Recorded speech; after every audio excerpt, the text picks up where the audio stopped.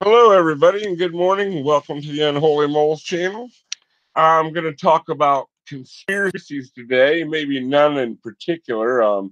What I was actually going to talk about was how conspiracies start, why people believe them, what kind of people believe them, and what are some of the factors that involved in getting people to believe conspiracies and how conspiracies might be started. I'm going to talk a little bit about it on my own, and I got a couple people joining me in a little bit.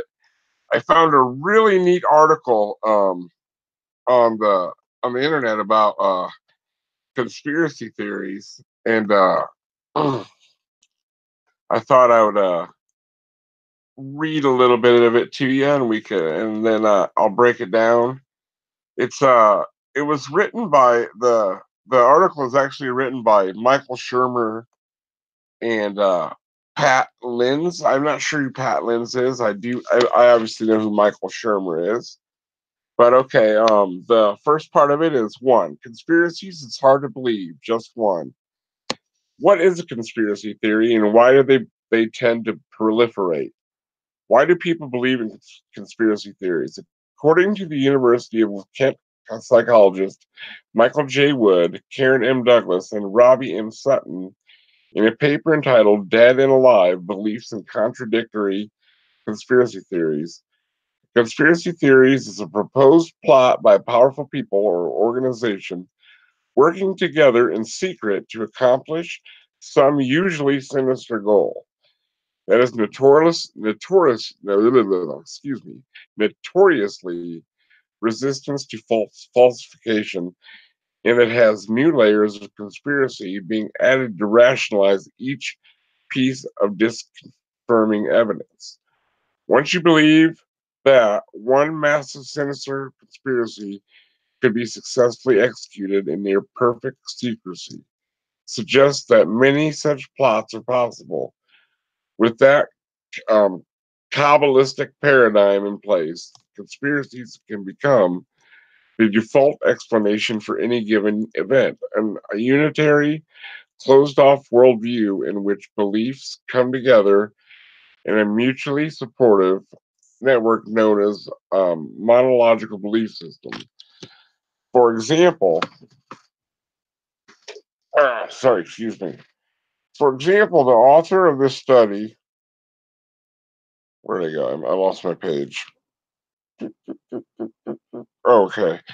Um, of this study report that a belief that a rogue cell of M16 or MI6, I'm sorry, was responsible for Princess Diana's death was correlated with belief in theories that HIV was created in laboratories, that the moon landing was a hoax, the government's covering up existence of aliens, yada yada yada. The effect continues even when conspiracies contradict one another. For example, the more participants believed that Diana faked her own death, the more they believed that she was murdered. They call this process global coherence. Someone who believes in a significant number of conspiracy theories would naturally begin to see authorities as fundamentally deceptive, and new conspiracy theories would seem more plausible in light of that belief. Thus, conspiracy advocates distrust of official narrative may be so strong that many alternative theories are simultaneously endorsed in spite of any contradiction between them. Um, that's kind of what I thought all along. That I mean, hi Faye, hi Casey.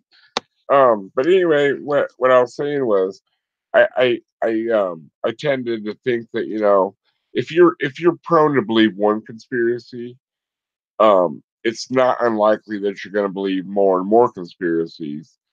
And and this article goes on a little further in explaining, but just to my understanding, what I've always thought was the education level might have something to do with whether you believe conspiracy or not, um, how gullible you may be.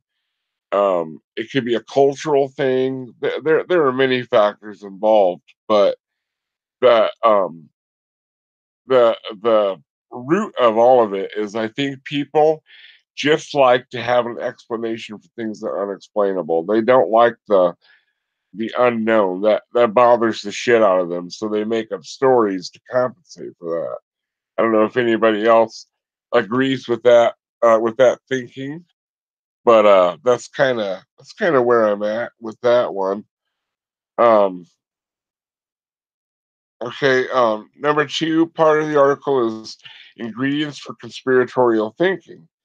Conspiracy theories connect the dots of random events into meaningful patterns, or patternicity, patternicity, and then infuse those patterns with intentional um, agenticity. Add to this the confirmation bias, the tendency to look for and find confirmatory evidence for what we already believed, which is kind of like a presuppositional thing. That's what young Earth creationists tend to do, I've noticed. And hindsight has after the fact explanation for what we already know happened, and we have the foundation for conspiracies or conspiratorial cognition. As Arthur Goldwag writes in his 2009 book, Cults, Conspiracies, and Secret Societies, when something momentous happens, everything leading up to and away from the event seems momentous. Even the most trivial detail seems to glow with significance. Consider the JFK assassination. Knowing what we know now, film footage of the Dealey Plaza from November 22nd, it seems um, pragmatic expression on the faces of the onlookers of the grassy knoll in the instance before the shots were fired. What were they thinking? To the play of the shadows in the background. Could that flash up there on the overpass have been a gun, barrel gleaming in the sun? Each odd excrescence, every random lump in the visual texture seems suspicious. And I believe we have someone with us. Hey, Crimson Fucker, what you doing, buddy? Hey, how's it going? You said Going good. something about conspiracy theories, so I have half a cup of coffee, half a cup of whiskey. Let's get this going. Yeah, I found this really cool article, and I just wanted to talk about like what I explained at the beginning, but what makes conspiracy theories tick? How do they why are they so prevalent in our society? What causes them? What kind of people believe them? You know, that kind of thing. You know, like what's the Okay. picture? I just thought that'd be an interesting topic to talk about. Before we go on, I wanted to how was work last night? It was boring as hell. It was cold and rainy in Georgia, so no one was out. Oh, lovely, lovely times. Mm-hmm. I've been to Georgia before. I have a cousin that lives in Atlanta, and my brother went to basic training at Fort Benning. Oh, It's right been a on. few years. It's been a few years, but I've been there before. I've never been west of Mississippi, but I've been. Oh yeah, well a little bit west. I mean Missouri, Arkansas, Texas, but I mean not much further than that. Okay. Um, and if anybody, I see Wonder Lady. There's a few other people in there. If anybody would like to join, let me know, and I'll be more than happy to send you a link. Um, so, Yes. but Join the insanity. yeah, join our insanity is more like it. Um, okay, now there's transcendental conspiracies versus empiricists. Transcendentalists believe that everything is interconnected and all events happen for a Mm-hmm. reason, while empiricists think that the randomness and coincidence interact with the causal net of our world and that the belief depends on evidence for each individual claim. The problem for Yep. skepticism is that transcendentalism is intuitive and empiricism is not. Our propensity for our patternicity in that agenticity leads us naturally into a transcendental camp of those who see events in the world as unfolding according to pre-planned logic, whereas the empirical method of being skeptical until a claim is proven otherwise requires the a concerted effort that most of us do not make, which goes back to what I was saying is people, sheeple, I should say, people want to believe. Like I said, conspiracy theories are a way to explain away things that they can't explain naturally. People don't like knowing the answer. Hmm. I don't know. They want to fill in the blanks somehow. You know what I mean? And Yeah, I suppose on some level it does give them the comfort of everything makes sense. There right, are no random things or pointless things.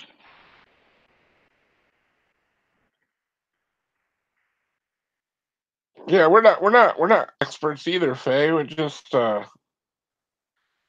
figured, if anybody wants to join, they're more than welcome to. But like I think that we would probably be considered empiricists, and the other ones would be transcendental. Like the people that believe the conspiracy theories, like I would believe Hmm. it if evidence was laid in front of me, because we have found that some conspiracy theories were true. And Yep. the problem with conspiracy theories is they tend to be so far fetched. I mean, like Yeah. they make connections where no connections are there. Or they'll take the smallest bit of evidence or that fits their narrative and make it the main part of their talk. Like Yeah. you know what I mean? I mean it Yeah. kind of reminds me of Christianity, doesn't it? I mean it's fairly close. I mean Disturbingly so. Yeah. their mindset and the way they believe, they believe they have knowledge that no one else has. I think that's another part of it. What do you think? They think that they're privy to some kind of special knowledge. Do you think that's part of the allure of being a conspiracy theorist? Yeah, it would strike me as yeah, because then you're this special person that knows something that only a few other people know or no one else knows, and you're the only one with the truth. So yeah, there is that allure to it. Yeah, that's and like I said, I mean, if you don't know something, I mean, it's that comfort of having, I mean, even if you don't have special knowledge, you still think you have special knowledge. So I think there's a comfort factor involved. You know what I mean? Yeah, Um, and definitely uh, that hint of smug I'm smarter than you. yes, yes, exactly.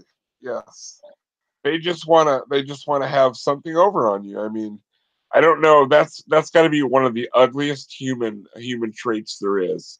And if that isn't a human trait, I don't know what is. You know what I mean? I mean that like Yeah, I'm definitely uniquely that human. that what I don't even know, the bragger, the guy that if you've done Brigart? if you caught a 12-inch catfish, he caught a 14-inch catfish. That Oh kind of yeah, thing. yeah. Those one-upping bastards.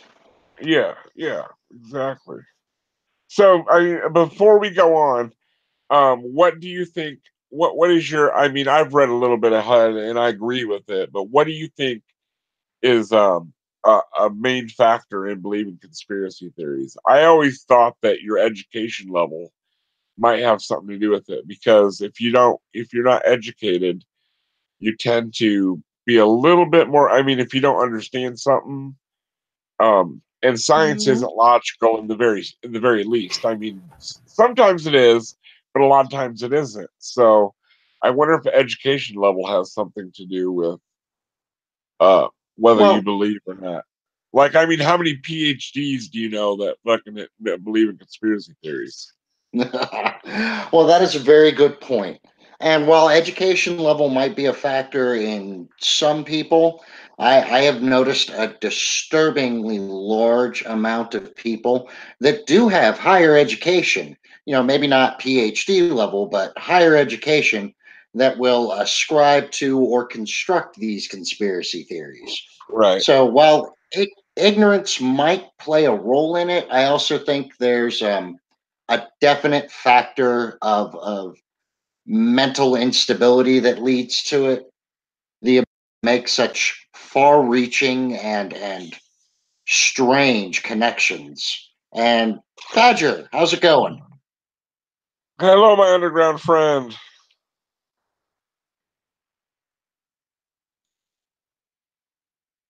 He's still muted. There we go. Hello there. How's it going, buddy? First thing I managed to do upon joining was pull my earphones out with my foot. Do you have an idea of what this was about? We're not talking about any conspiracies in general. I mean, we may bring up a few, but the main part of it is what causes conspiracy theories, what makes them so prevalent in society, and why do people believe them? That kind of thing. All right. Conspiracies, yeah, they're all over the place. Yeah. Oh, And, before we go any further, I want to bring this up. This kind of fits into it. Okay. Do you? I'm. You know, I'm not. You all. Anybody knows me knows I'm not political. I'm not a Trump supporter. I'm not a Democrat nor a Republican. I'm pretty much a centrist. Now, these bombs that have been sent out, doesn't it seem? It just doesn't seem like something someone on the right would do. I mean, what is it? What would they gain by it? Because they already have the power of the House, the Senate, and the judicial, the executive branch, and the legislative branch. So they have no reason to commit an act of terror. What it seems like is someone tried to, in my opinion, is someone's trying to point the finger at someone and make them look bad. But I mean, it doesn't take much to, that's not a very far stretch, because they've been trying to bash Donald Trump since the very beginning, and they're trying to blame him for it. I've seen that comparison put up a lot on Twitter in the last few days, but we have to remember there was a man who shot Ronald Reagan because he thought a movie star would love him. Yeah, I remember Jodie Foster. That was crazy. So insanity and fanatical devotion to an individual can lead to stupidity. Yeah. I'm of the opinion that it's very difficult to tell immediately after an event any details about it. And it's very difficult to tell. Opinion. It's very difficult to tell later on any details about it, because everyone will have given their own spin to the available facts. Right. Exactly. But I mean, I don't know what to believe. I mean, like, it could be anybody. It could be a lone wolf nut. We have no idea. But I mean, it's just that the targets and all that. I mean, it's kind of, I don't know. It just seems very well. Well, I don't know. It just seems like someone trying to point the finger at someone, like trying to frame someone almost. Okay. Part three of the conspiracy thing is what I'm reading right now. Badger is it's an article by Michael Shermer, and it's just about conspiracies. The first part was conspiracies hard to believe, just one. Ingredients for conspiratorial thinking, and now I'm on to what triggers belief. Okay. In their 2014 book. Oh, are you here, Faye? Hi. Oh, hi. Let's talk before I jump in any further. Hello. Hi. Hello. How you been, dear? Okay. Hi, Stax. Hi. I was about to point out someone I have never met before. Which one? Wonder Lady or Staggers? Stags. I've talked to Wonder Lady on Twitter a few times. Oh, Stags. Have you ever chatted with? You never met this fucker on Twitter or anything? No, I don't think so. Oh, well, Staggers, this is Crimson Fucker. Crimson Fucker, this is Staggers. I think all the rest of you, know each other, right? I'm pretty sure I've argued with you at some point, everyone. I don't think we've argued yet, but we need to schedule that. But go on. I thought we had a disagreement on Twitter once. I'm not sure what it was about, though. All right. I'm pretty sure you understand, Stags, but we're not talking about any conspiracy theory in general. I'm reading an article by Michael Shermer, and what are the causes of conspiracies? Why are they so prevalent? Who believes them? Why do they believe them? That kind of thing. As far as lack of aspirin being the cause of a headache, I would say teaching more critical thinking skills in school will certainly. This is obviously not the reason that people go to conspiracy theories, but it certainly is the reason that people stop I going totally to agree. Totally agree. I was just saying, I don't know, were you here when I was talking about education level and that might play a factor into it? No, I wasn't. Go ahead. No. Correlation is quite a strong thing that leads people to believe things that aren't Yes, it does. Connected at all. Which is why the whole correlation does not equal causation thing is so important to remember. Right. Mm-hmm. I agree. I could sit here and argue that. Yeah. Well, wait, what were you saying, Faye? I don't think it's education at all.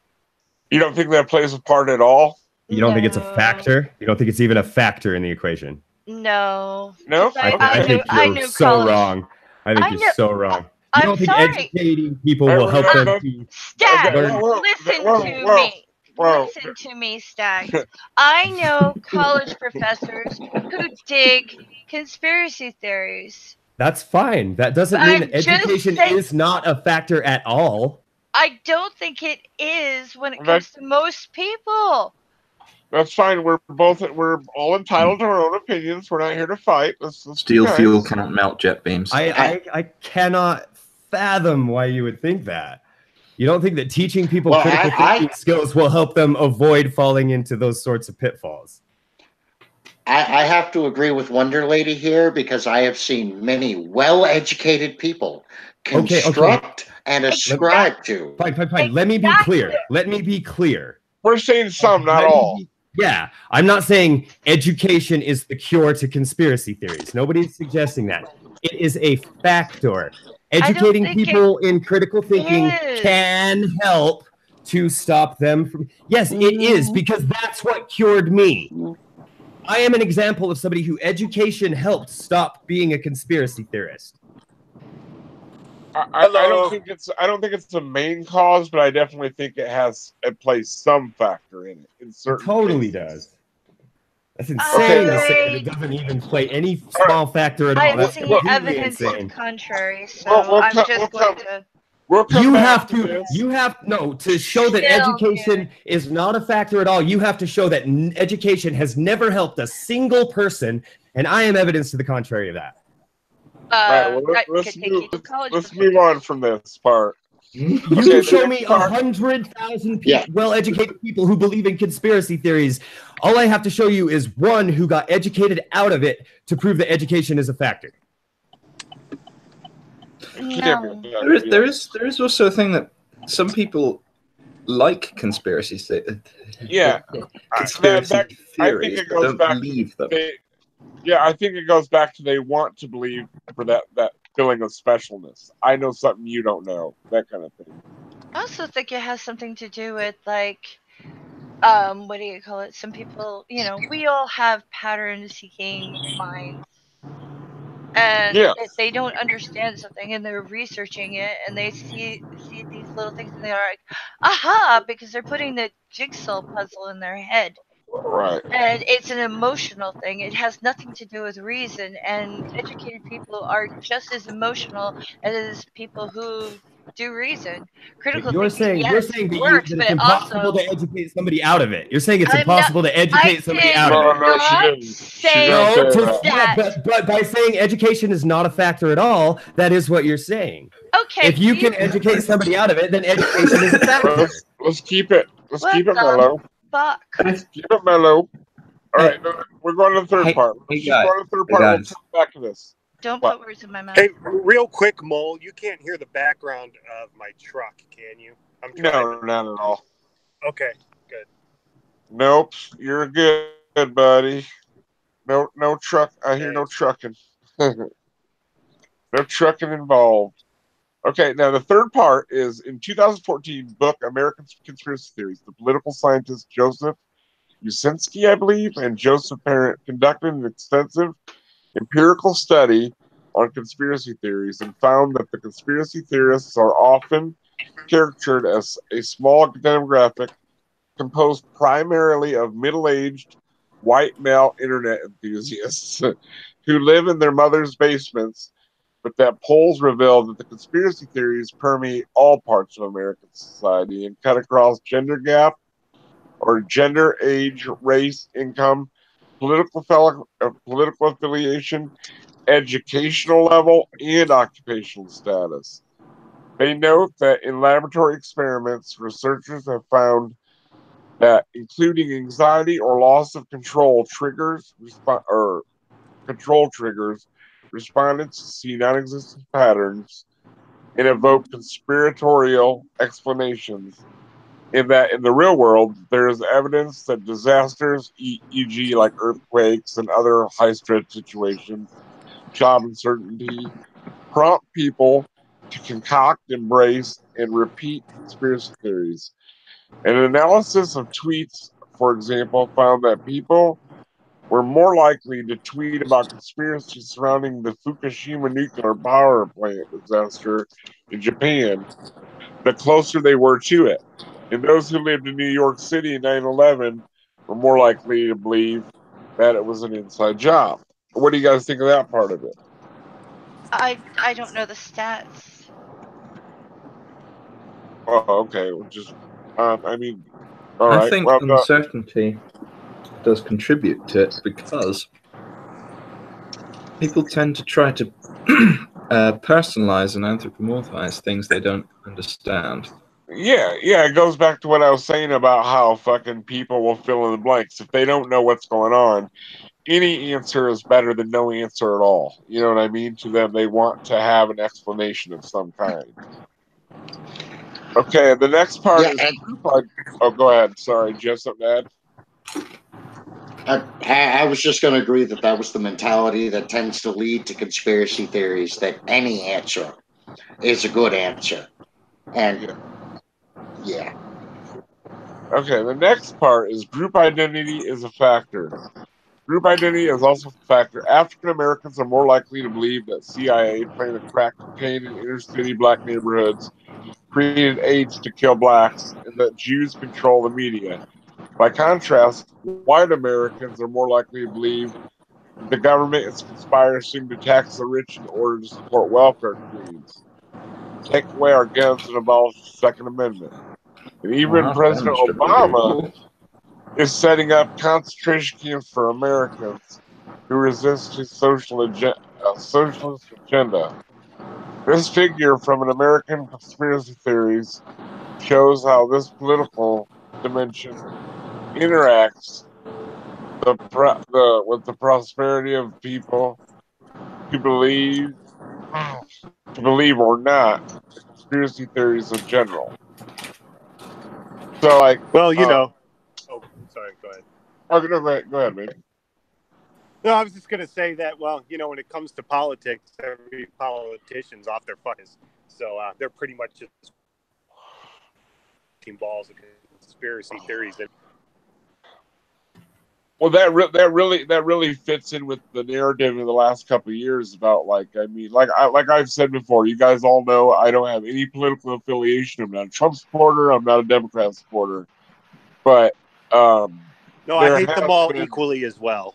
Yeah, I do think there has been a lot of I do think there has been a lot of slander and lies on both sides to make the other parties look bad, and the other people are so brainwashed by the media now that that's causing the conspiracy. You know, it's causing conspiracy theories almost.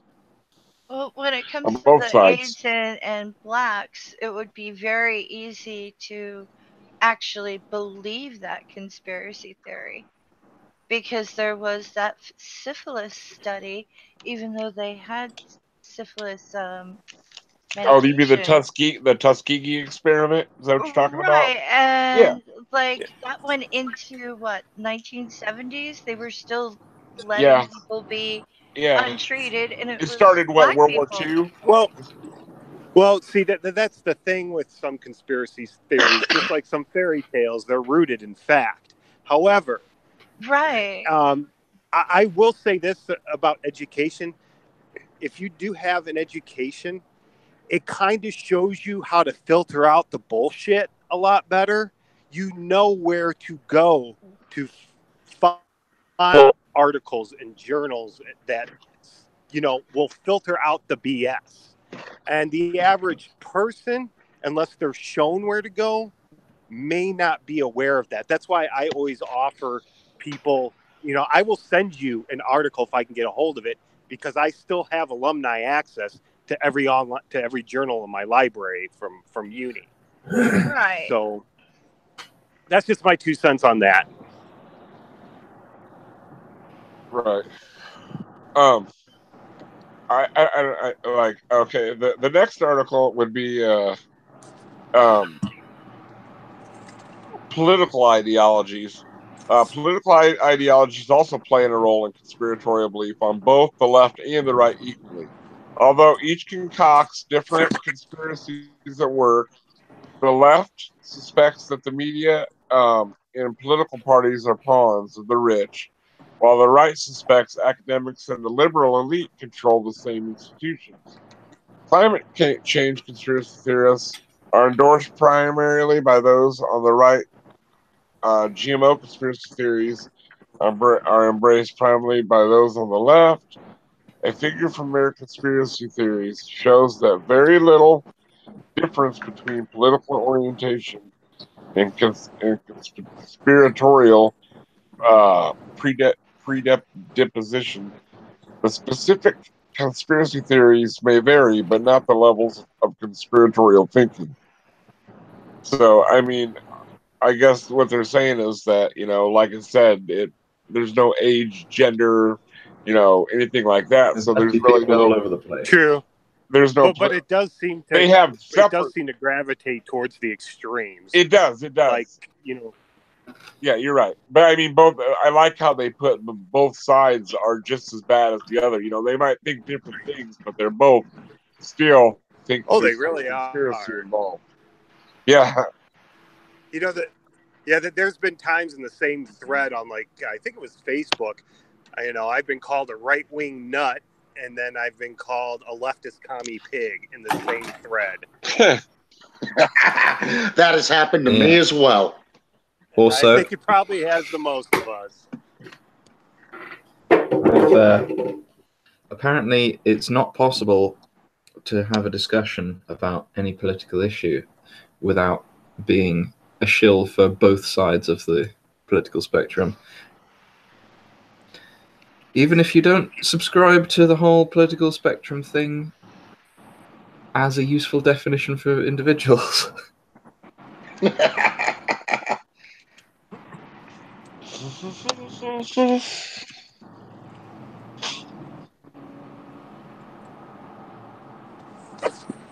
So how is everyone today? Doing well. Try that conquering thought. And I think there's a conspiracy to wipe my people out. I think there's a conspiracy against me paying off vehicles.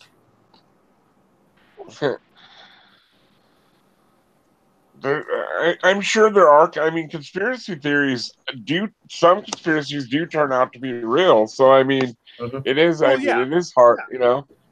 I mean, like conspiracy to commit murder. That's a real thing. The Earth being flat is total bullshit. Right. Hello. I agree. Well, that's I agree. Demonstrably false if you stand on top of a tall building. Oh, Jacob, mole lives do matter. They do. I tell you, they do. Okay. There is a conspiracy to shoot badgers in the UK, though. Okay, then they're still doing that, Cole? Yeah, they're still doing the call. I'm still hiding under the ground. The next part of the article is I'm going to screen share this so you guys can see this. Hold on, let me see if I can figure this out.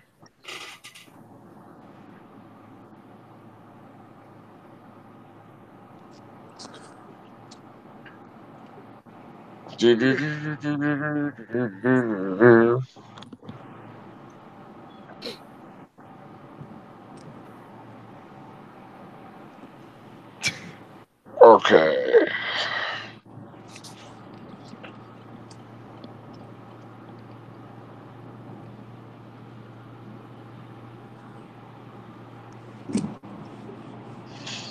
Oh.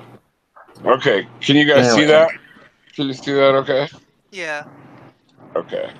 Hold on. I might need to take my glasses off to read this. The screen's pretty small. Okay. Put a tweet out.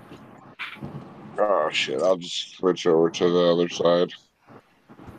Okay. Another interesting finding by Uzinski and Parent is that education makes some difference in reducing conspiratorial thinking, but not as much as we might hope it would. The figure shows that they discovered across the educational spectrum, even at the postgraduate level, more than 1 in 5 Americans show a hyper predisposition for conspiratorial beliefs. And if you see, like it has no high school graduate, some, and then postgraduate, it does seem to be for the people that it does seem to be the high. The high is the people that didn't graduate from high school. The low, I don't know how to do. I don't know if that reads from left to right or right to left. I can't see it well enough on my phone. I can't see it at all. All right. Well, the It would very be left to right. I do have a question though. Is the red, blue, and green like party affiliation? No, I believe it's high, low, and medium. Well, I don't get this chart then because I'm not sure. I'm not sure if I do either because I'm not sure how to read it. To be honest. Well, okay. Here, it send looks me a like, link to it, and I can check it out. The All right, percent will on the do. left is supposed to show like how many of this group, right? So Yeah. percentage of the group, and then from left to right is how much education they have. So I was just wondering what the actual groups were. Maybe it's high school graduate. Well, the high school graduate is the bottom line. Is what, you know, regular college and like uni. Yeah. I don't know. I really can't see it on my phone. I'm sorry. Because there's like 3 levels of upper, unless they put in trade schools. Okay, I'm gonna stop sharing for just a second. Nothing wrong with trade schools. If I knew then what I know now, I would have gone to one instead of going to college and not. You and me both. Trade schools are. My dumbass went to college and is still paying them loans. Here's the link to that, the sign up I'm looking at, Crimson. All right, let me go take a look at that real quick. I have an unholy obsession with graphs. So.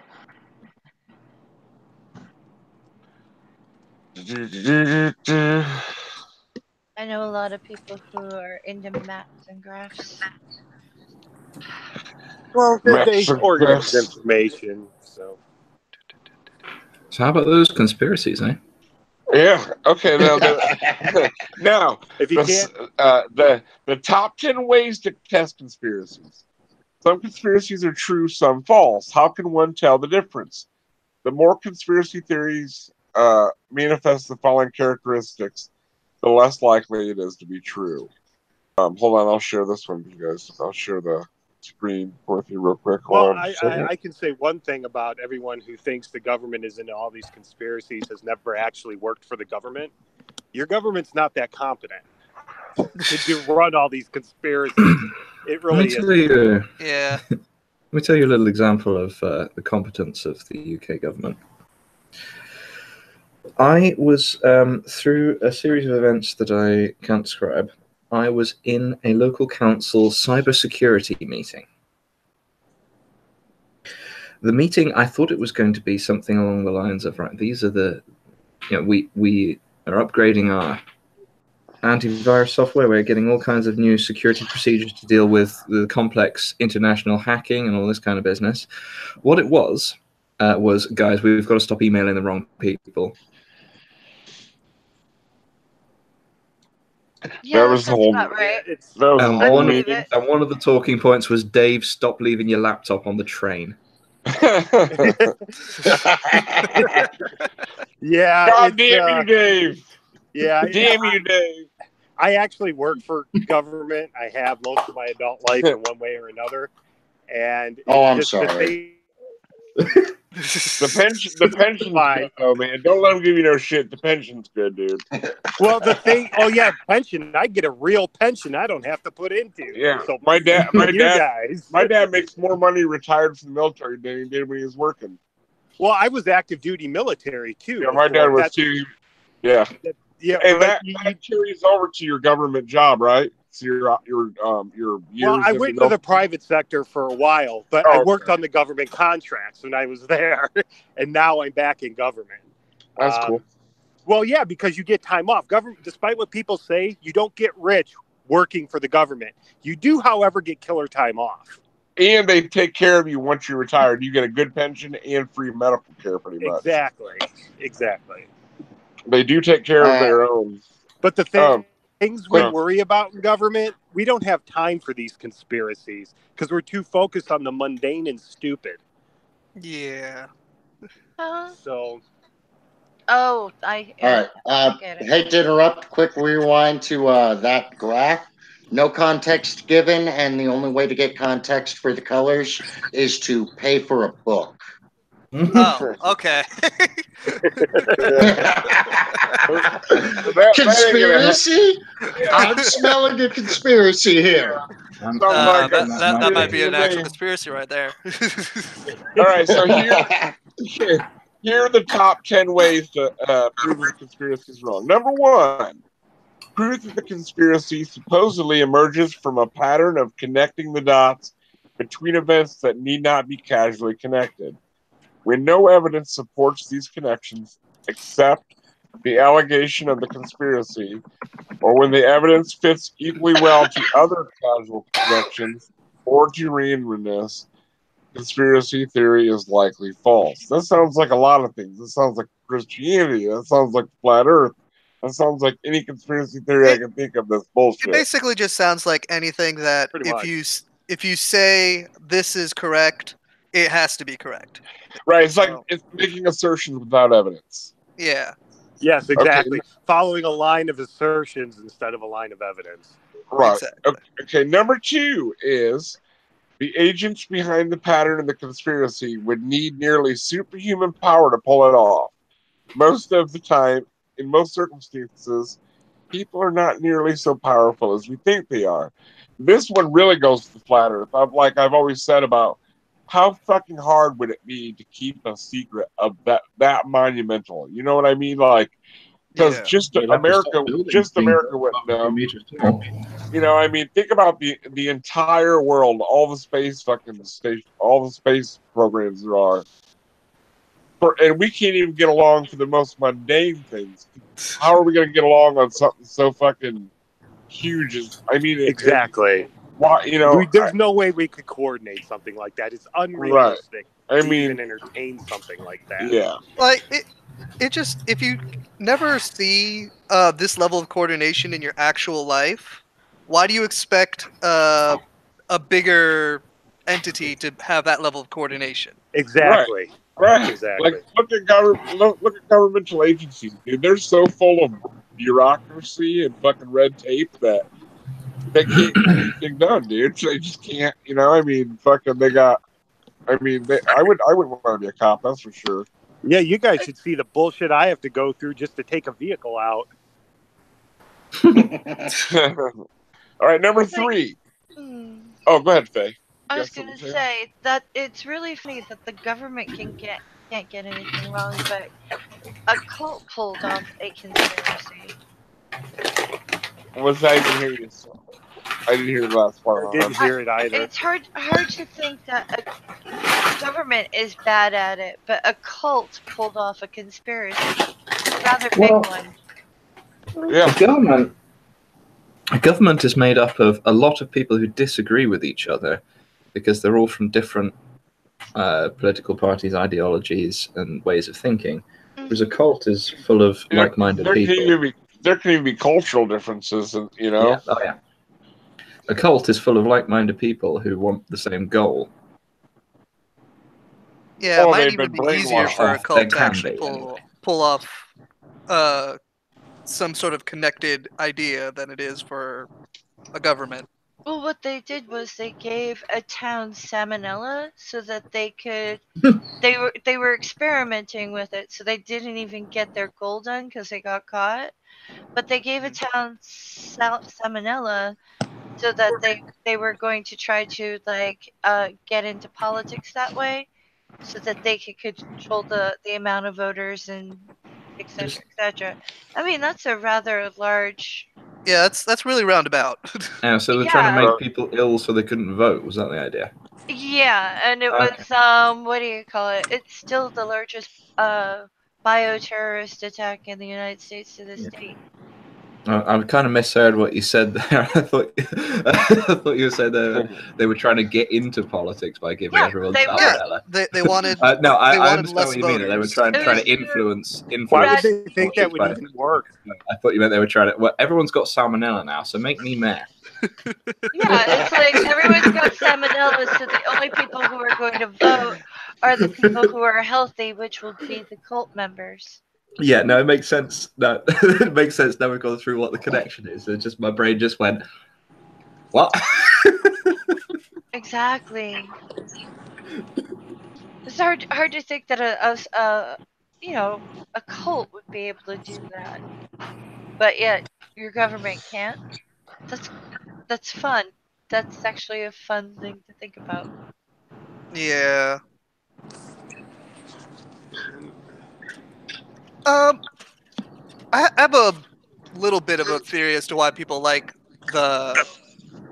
this kind of thing, and I think it's just as simple as everyone likes to overthink things. Like, it's fun to go down the rabbit hole of just learning something or just following the chain of events, right. Because everyone seems to like to think. So the really smart people might get into conspiracy theories because they get stuck on one assertion and then just follow it endlessly, or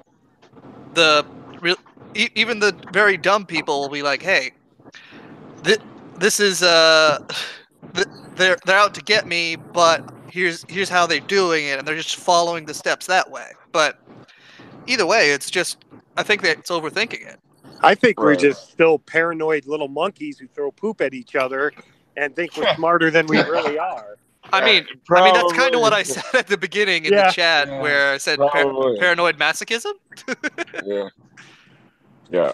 I think that humans are a little bit closer to our relatives than we like to think we are, or they're closer to us, or we're closer. I mean, like, have you ever seen animals? Have you ever seen people that say like, "Oh, animals don't think like us. They don't have bullshit. Animals fucking have families. They love. They dislike. They have all the same emotions." Yeah, we try so hard to separate ourselves from them, and in doing so, we act more like them.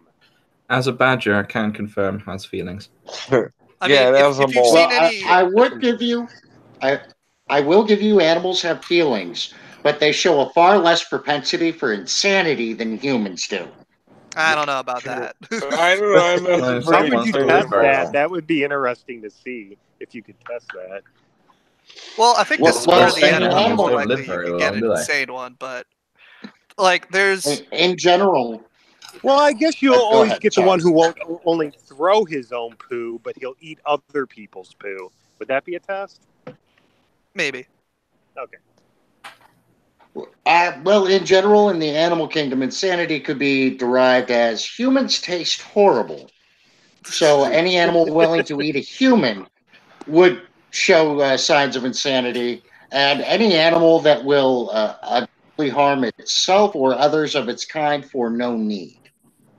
Well, the harm itself or others of its own kind, you do see some animals literally kick out those kind of people. Well, animals, whatever, not people. Like pack animals like wolves. If one gets a little uppity, they might kick it out. If it same thing with the pride, so on and so forth. Okay, so they're smarter than us. They kick them out instead of electing them to office. Well, I mean,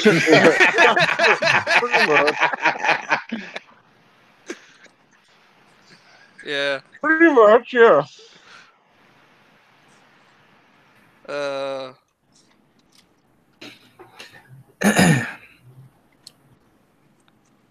Okay.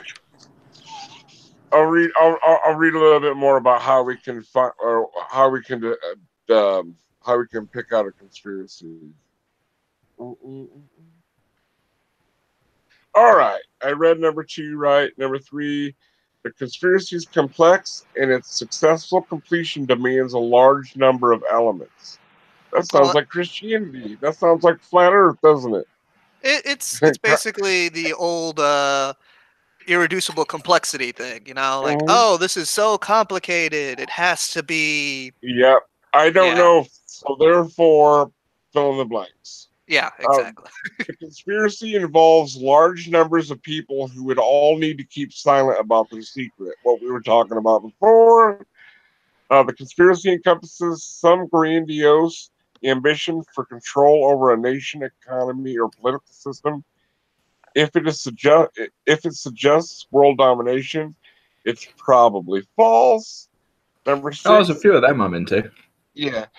Number 6, conspiracy theory ratchets up from small events that might be true to much larger events that have been much lower probabilities of being true. Right. Number 7, the conspiracy theory assigns portentous and sinister meanings to what are most likely random and insignificant events. I agree there. And number 8 is the theory tends to commingle facts and speculations without distinguishing between the two and without assigning degrees of probability or of factuality. Number 9 is the theorist is extremely and indiscriminately suspicious of any and all government agencies or private organizations. And number 10 is conspiracy theorist refuses to consider alternative explanations, rejecting all disconfirming evidence for his theory and blatantly seeking only confirmatory evidence. That sounds about right, doesn't it? They like to stay in their own little bubble. They don't want to listen to anybody else's explanations. That definitely is. That should have been number 1, to be honest with you. So, what do you think them are a pretty fair way of figuring out what is a conspiracy theory and what is not? Yeah, I think we can combine 5 and 6 though, and just say paranoid. Because yeah, pretty much. Pretty much. Well, 5, 6, and 7. Yeah, I forgot 7. Yeah. Okay, now 8. Testing 9/11 conspiracy claims. 9/11 conspiracy theories are based on a number of testable claims. Skeptic Magazine consulted demolition expert Brent Blanchard, director of field operations for Protect Documentation Services, a company that documents large building demolitions worldwide, to answer 9 specific claims about 9/11. Claim number 1. The towers collapsed exactly like controlled demolition. Protect. No, they did not. Steel fuel can't melt jet beams. Huh? Yeah, that one's in there. Melt jet beams. That one's in there. We'll get to that one. I'm still up in the air about 9/11. I'm not really sure what to think. That just sort of reminds me of I think this was a video a while ago where someone basically finally convinced Sargon of Akkad that, oh no, it fell down because a freaking plane hit it, and then they just showed how his main defense was like, metal doesn't bend that way, and then the guy just has a video of him heating up metal and showed in the blacksmith guy with the bars of metal going, here is a heated bar of metal which I'm going to hit on my anvil. Oh look, it's bent. Exactly. Yeah, that was definitely it. I like that one. But it's like, okay, we're done with this. And then Sargon finally admitted, hey, I guess it's not a conspiracy. Here's their claims. Anyway, the towers collapsed exactly like controlled demolition. Protect said no, they did not. The key to any demolition investigation is finding out the actual point in which the building fell. All photographic evidence shows the World Trade Center building 1 and 2 fell at the point of impact. Actual implosion demolitions always start with the bottom floors. Photo evidence shows the lower floors of the World Trade Center 1 and 2 were intact until destroyed from above. And that is true. I remember that. That doesn't say that it's absolutely true, but I do remember that part. But they fell straight down to their own footprint. Protect, they did not. They followed the path of least resistance, and there was a lot of resistance. Buildings of 20 stories or more do not topple over like trees or reinforced towers or smokestacks. Imploding demolitions fall into a footprint because lower stories are removed first. World Trade Center debris were forced out away from the building as the falling mass encountered intact floors. Number 3, explosive charges are seen shooting from several floors just prior to collapse. No, air and debris can be seen violently ejected from the building, a natural and predictable effect of rapid structure collapse. Well, yeah, Number 4. That's exactly how, like, when you have if you have like a stick and then you just sort of push down on it, it cracks in the middle and just goes in whatever direction. Yeah.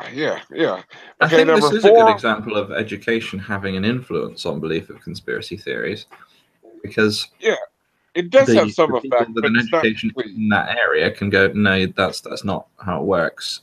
Things do fall like that. Yeah. I mean, it's not the full. It isn't the end all to be all. I don't think, but it does have some effect. Number 4 is steel frame buildings do not collapse due to fire. Protect said many steel frame buildings have collapsed due to fire. Claim 5 is witnesses heard explosions.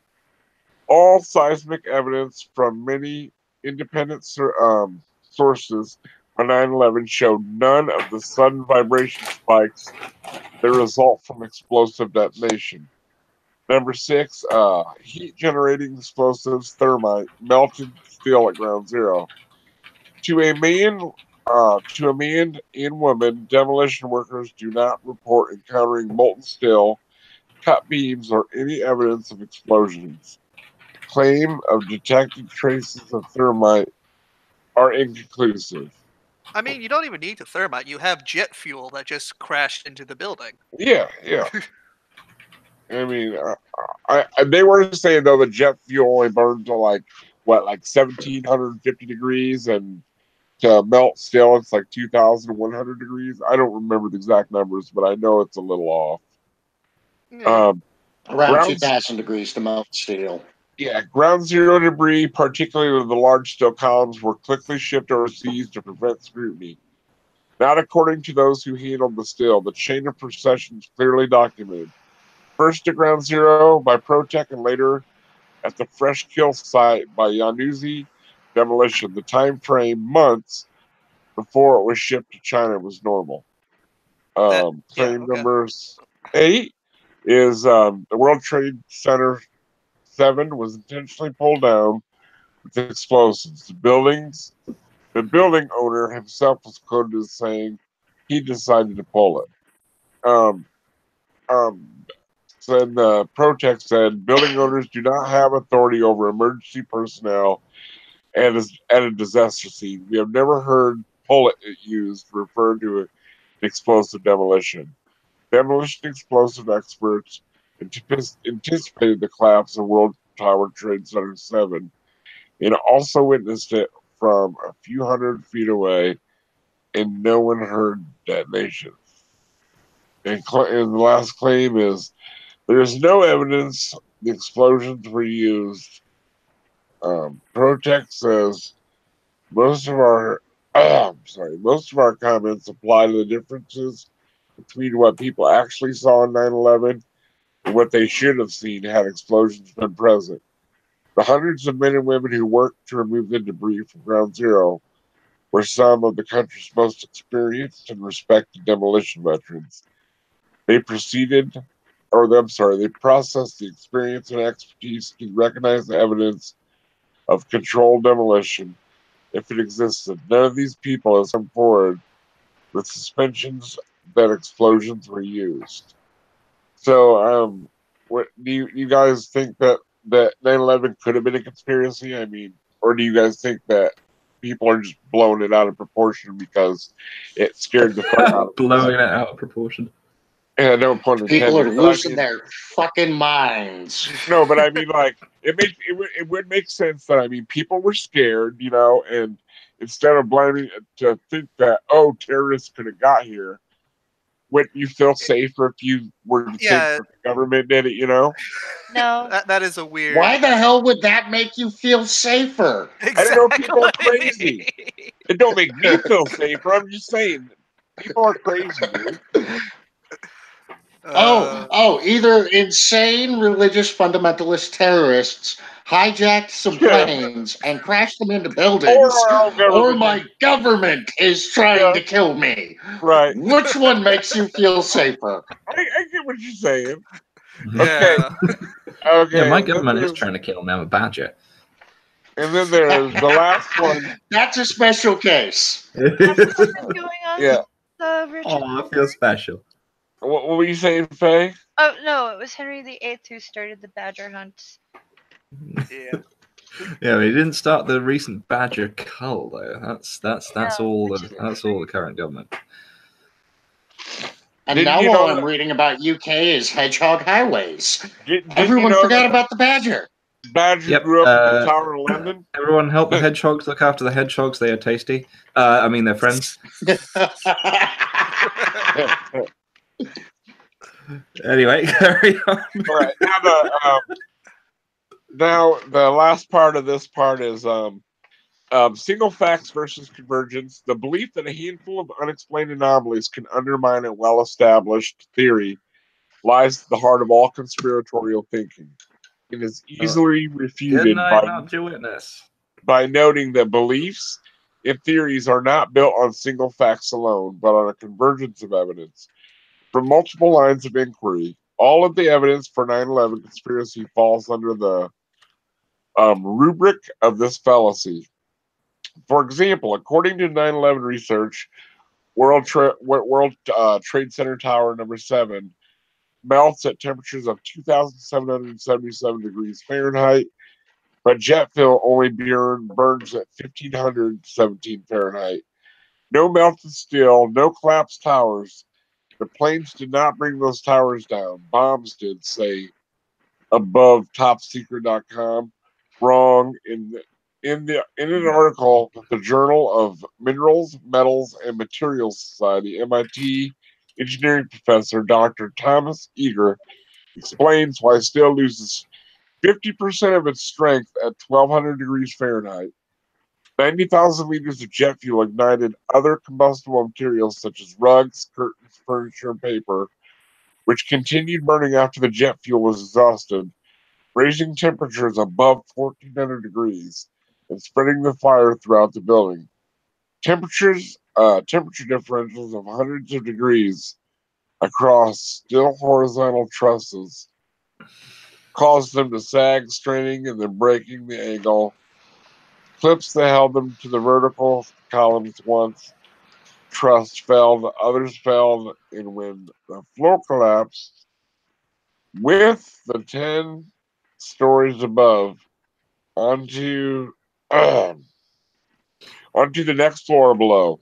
The floor then gave way, creating a pancaking effect, which triggered the collapse of the 500,000 ton building. So, this we talked about that earlier, and this kind of doubles down on it a little, where if it doesn't have to melt to completely break, you just need to weaken it. Right. And anybody that knows anything about steel knows that once it's heated, it loses its tensile strength. I mean, like, if you heat something and then you cure it, it's strong. But if you reheat it, what happens to it? It becomes brittle and soft again. And it's not as strong as it was, right? So yeah, that makes total sense. That I mean, you don't have to get it hot enough to melt. All you have to do is get it hot enough to affect the tensile strength, and it won't hold it won't hold anymore. So that makes perfect sense. So now, where do we think that? What let's think of some conspiracy theories and think how they might how they might have been started and what makes them stay so strong. Like, how do they get so included into our society? Like, right, let's go with flat Earth, for instance. I mean, it is obviously a conspiracy theory. We know it's fucking not a conspiracy theory because we're not idiots. We know the Earth is round. But what about the flat Earth is so enticing to people? What makes you guys think that the flat Earth religion model is so? Besides, it's basically just religion. I mean that's one reason. That's definitely one reason. But what are some of the other reasons? Do you think? I mean, I don't know. It almost seems for like another reason, it want the higher powers that be to be against them. And in this case, instead of God, it's the government or the world governments or whatever. Right. I think it is a case of trying to anthropomorphize something you don't understand. Like well, let's look at something a little controversial. Europe. Okay. I tend to lean. I'm on the leave side of that. If anyone wants to tell me I'm horrible, but it's there is a sort of a conspiracy idea that the whole European Union was originally constructed in order to convert the whole of Europe into a sort of fascist superstate. Well, I'm pretty sure it's a weird conspiracy, but I think the main part of it is just they want more power in general, and that is the result of having the union. Yeah, I think the issue though is people think that was the plan from the start, and I think that might be a little bit silly. I think at the time it started, it was probably a little bit.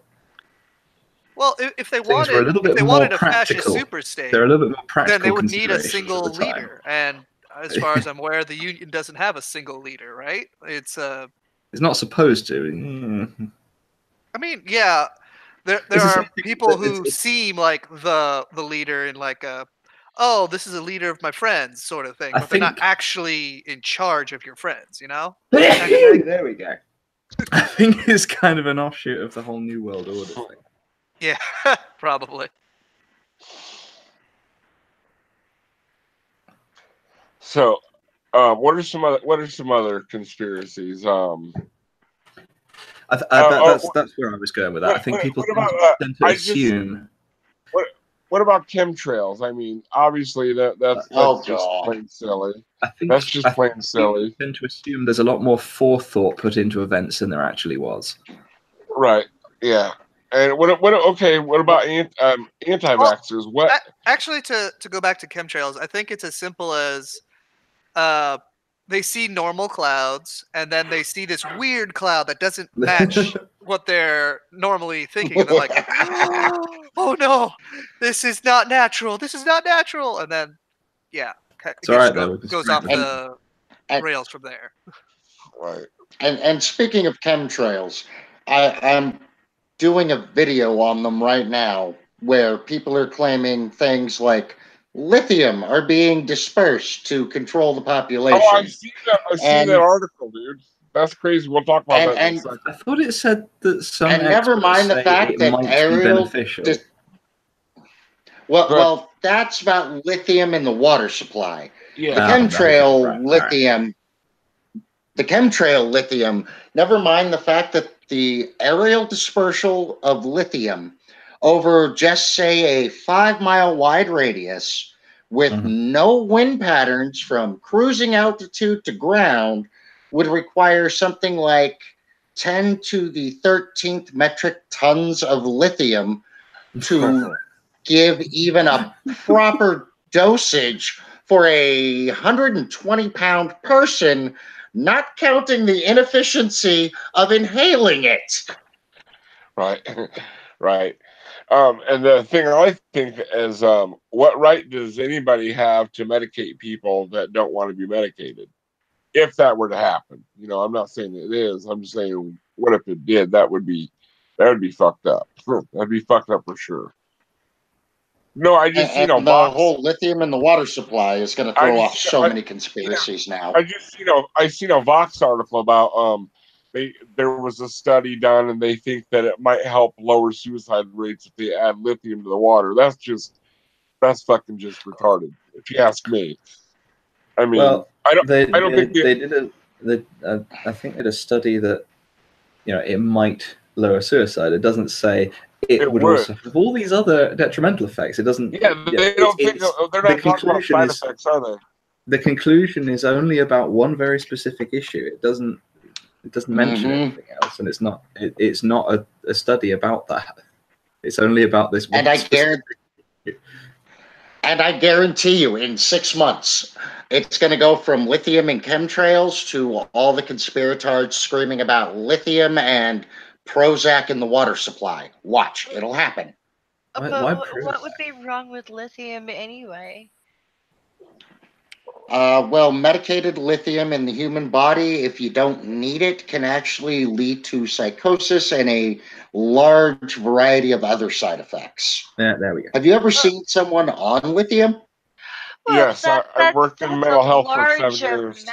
But like, I eat seaweed, and seaweed is a natural source. Okay, that's fine, but what about the ethical point of view of it? Would you want to be given something without your knowledge? No.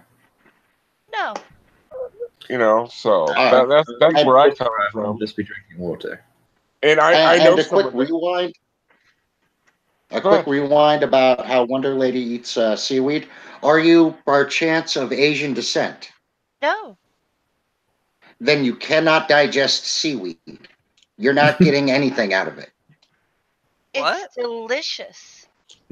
Well, you're getting a very nice taste of it. I think that's a good reason. I'm genuinely curious. What is that about? Interestingly enough, only native Japanese islanders, those people directly descended from them, and a groups of people living along the Chinese coastline that have for generations eaten seaweed. They're the only ones actually capable of digesting it.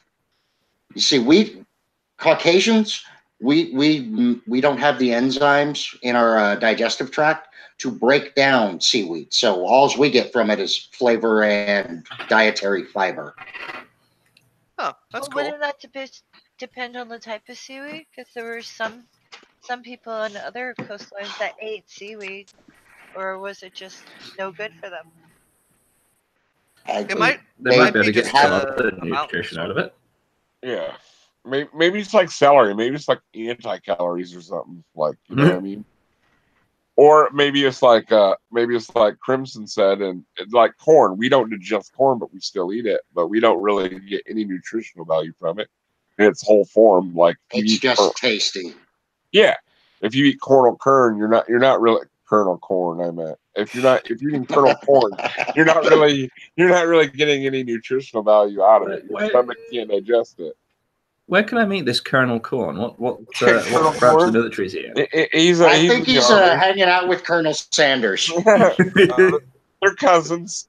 There's also Colonel Biscuit, Colonel Gravy. They're all family. Yep. Is he a friend of General Consumption? Probably. Probably. Yeah, people eat a lot of things that are they just eat them for the flavor. Right.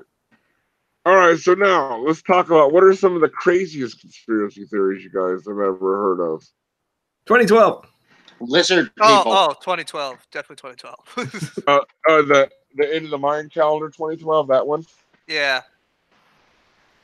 Yeah, that was. Well, that falls right into Y2K. Yeah. As a badger, I can confirm that all the government are lizards. Yeah. I can just smell it on them. Yeah. What about the Illuminati? Do you think that there's any chance that could be a legit? Oh, like totally. That's definitely not a conspiracy at all. Yeah. Yeah. I have my doubts. I mean, once again, let's talk about the secrets that need to be kept and how many people need to be involved.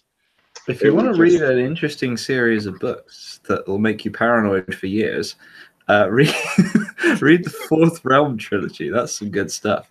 The Fourth Realm. Who's the author? Do you know? John 12 Hawks. Also, no, I don't know, and nobody else does because he deliberately remains anonymous. John, what again? 12 Hawks. Okay. Yeah, you have to send me that. I'll link it to you in a bit. Okay, that'll work.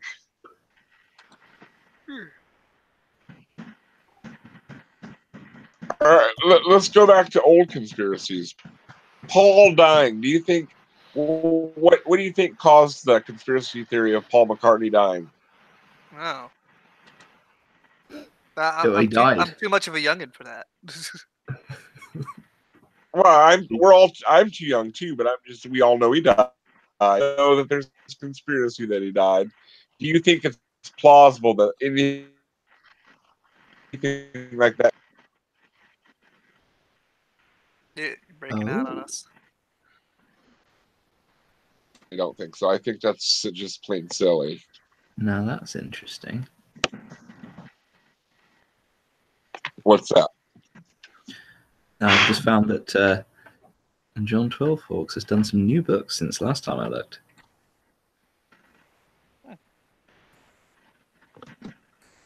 Anyway, McCartney, I think the cause of it was him dying.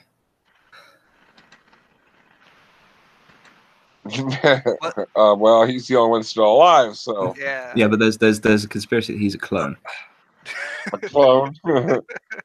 Oh, check this one out. I've never even heard this one before. The Beatles never existed. Forget the old chest. Paul is dead. Had amateur hour stuff. How about this one? From the moment they began, the Beatles were a fake band staffed by a revolving cast of almost identical actors. Oh my God. Luckily, one website has set out to shine a light on the physical discrepancies between each stated member. If you often find yourself reading sentences like, it's interesting to note that there were different shapes, sizes, and styles of eyebrows over the years, and nodding vigorously, then this is the website for you. Oh, come on, dude. Web fucking eyebrows? Jesus. Oh, how about this one? Barack Obama can control the weather. There he is, look, casting a bit of fog over Wyoming. During both his terms, it was alleged that President Obama deliberately manipulated the weather to deflect attention away from the White House in times of scandal. In October, hold on, it's real quick. In May 2013, after a mile-wide tornado struck Moore, Oklahoma, and killed 24 people, right-leaning broadcasters and internet truthers suggested that the USAF had caused the disaster on purpose to distract from a series of governmental controversies. Nah. But they trying to we'll get distracted by that naturally. Inquisition on him. That's insanity, dude. Yeah. Let's say that let's say America did discover a way to control weather. Do you know how many spies would steal that within no time, dude? Within no time, it would get, or there would be a war caused over it.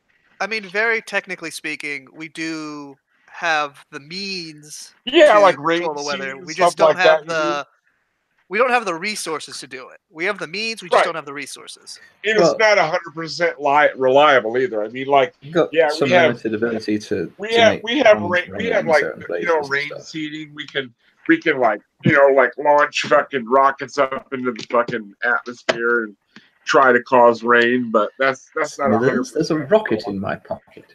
There's a rocket in my pocket. No, but that isn't 100% reliable. Have to tell me, sir. So, do you think that the government control the weather? Yes or no? No. No. I'm gonna go with probably not. Probably not. Yeah. Good choice, fellas and ladies. Did you hear about all those witches cursing at Judge What's-His-Face? Yes, I did. That was fucking hilarious. And they did it to Trump, too. They, like, cast the spell on Trump and Kavanaugh. Don't seem to have done him any good, does it? But he was treated so unfairly that he's now a Supreme Court justice. Yeah. So unfairly. Well, there are some who would argue that it's rather unfair to everyone else. Right. Someone's going to argue no matter what. I mean, one side won, one side lost. So someone's going to be happy no matter what. I think he probably should not have got in for plenty of other reasons. Right. Oh, my favorite is his countless perjury. Countless acts of perjury. Like it. And it wasn't even for serious things. It's like, oh, what is boofing? And then he made some shit up about farting. So you wrote down in your yearbook, have you boofed yet? And his answer to the Senate was, oh, that means have I farted yet?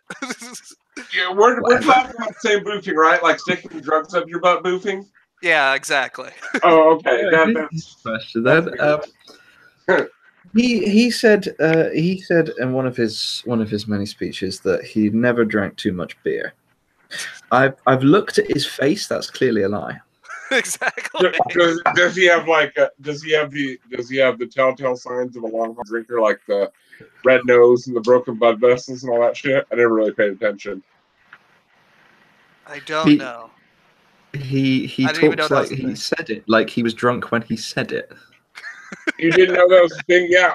You can tell people that have drank hard and long in their life, if you look at them, look at their noses and around their nose, their noses tend to be red and they have broken blood vessels in their nose. Mm-hmm. That's a sign that, that they're a heavy drinker or whatever. Oh, okay. So Steve Bannon just drank his nose to the grave. Is that I don't know, maybe. I'm just telling you from experience. I know that a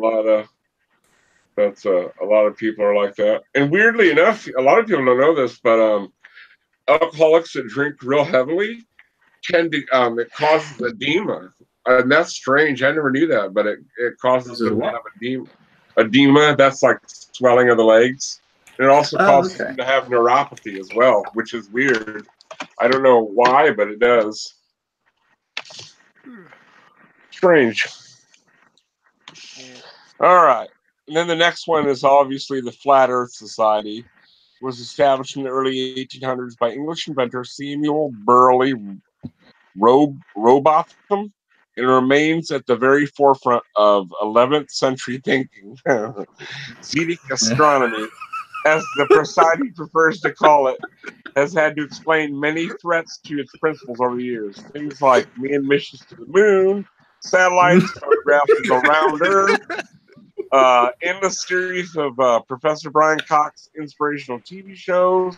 Still, they've got 121,000 likes on Facebook, and celebrities who have expressed anti-sphere sentiments, including B.O.B., Shaquille O'Neal, and Freddie Flintoff. Who's Freddie Flintoff? Does anybody know? Nah. No. Did you hear that? No clue. Did you see that interview? It was I can't remember the name. It was a YouTube guy interviewing a flat Earth chap, and a line from the interview was, "Now we got flat earthers all around the globe. Now wait, that's not right."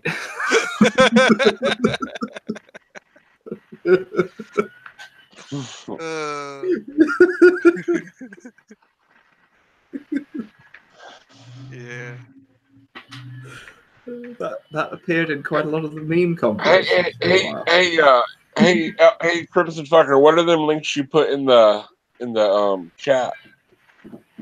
Somebody asked about a citation for the digestibility of seaweed. Oh, okay. I just threw 3 out. Something worth looking at.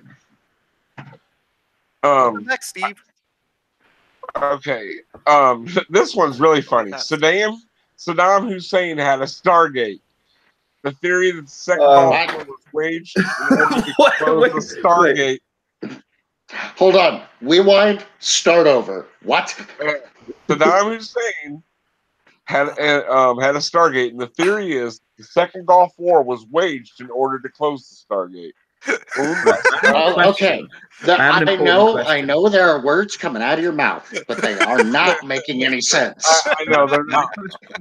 Are we talking about a Kurt Russell era Stargate or a Richard Dean Anderson era Stargate? I have no idea, but anyway, the reason behind it was to preserve the ambitions of the New World Order and preventing an alien invasion of Earth. It is not exactly widespread, however. If you study the picture above closely, it looks suspiciously like Saddam could be saying, "Stargate? Yeah, mate, it's out in the back. Want to have a look?"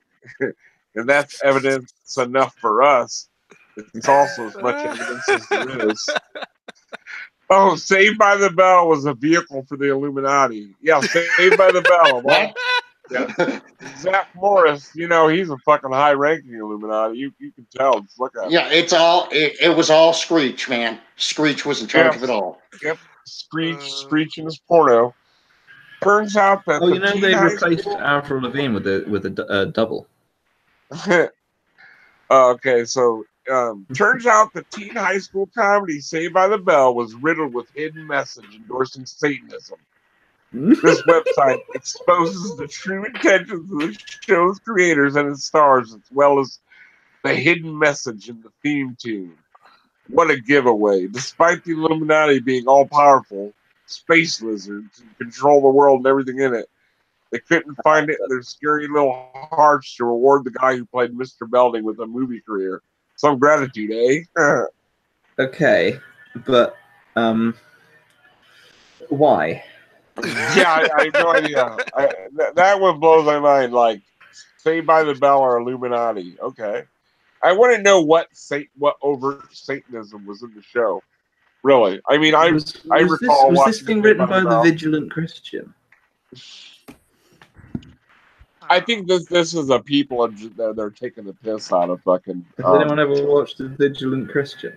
Oh yes, that guy thinks that fucking everything conspiracy, dude.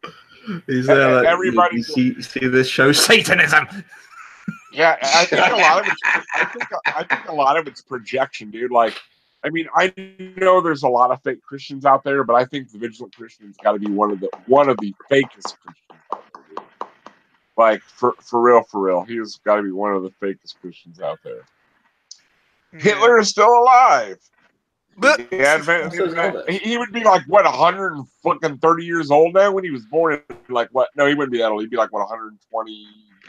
When was he born? Like 1888 or some shit like that?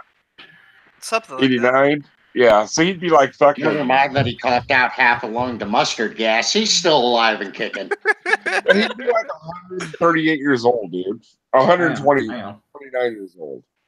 I doubt he's still alive. That's right up there with Walt Disney's head being cryogenically preserved under the Matterhorn. Not only is he alive, however, some stories speculate the 125-year-old Hitler has been responsible for various world disasters, including 9/11, the 2010 Gulf oil spill, which happened on his birthday. Other theories say he died in 1984 in Brazil at age 94, or in Argentina at age 73. Yeah, well, which one is it then?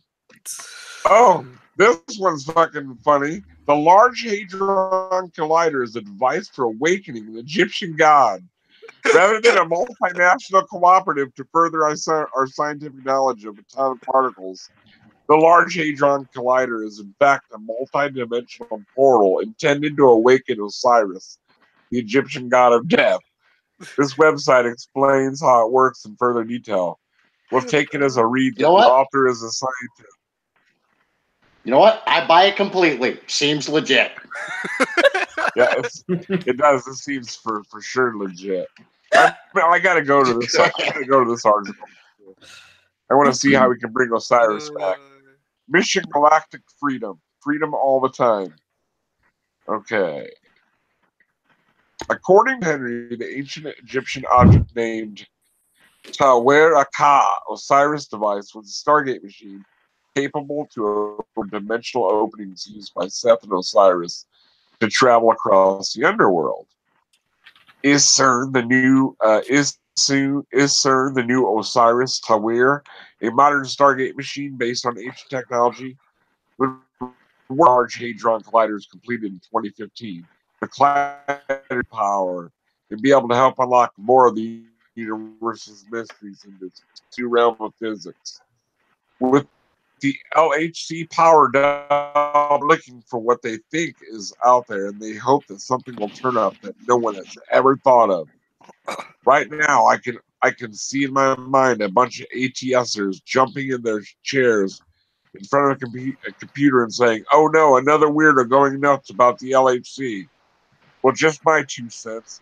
After what I read, I'm sharing here. Some of you guys, damn, my computer's bouncing around. Oh, too far. I thought that Hitler was living with Elvis in his trailer. I guess not. Okay, where was it? Well, just my 2 cents. Okay, you guys will stop thinking that the purpose of the gigantic device is to reproduce the primordial spark of the Big Bang and start to figure out what really may be scheduled by this project. To make my point, if the LHC is or not is a Stargate machine, I'll start talking about another very suspicious object, well known of the ancient Egyptians, and it may have had the same purpose of the collider. Yeah, they had a Hadron Collider in ancient Egypt. I'm sure of it. Wait. No, didn't you hear? It's round, are a large like Hadron a Stargate. Collider. Right. Hey, Mom? Well, are you sure you're not on a fan fiction site? In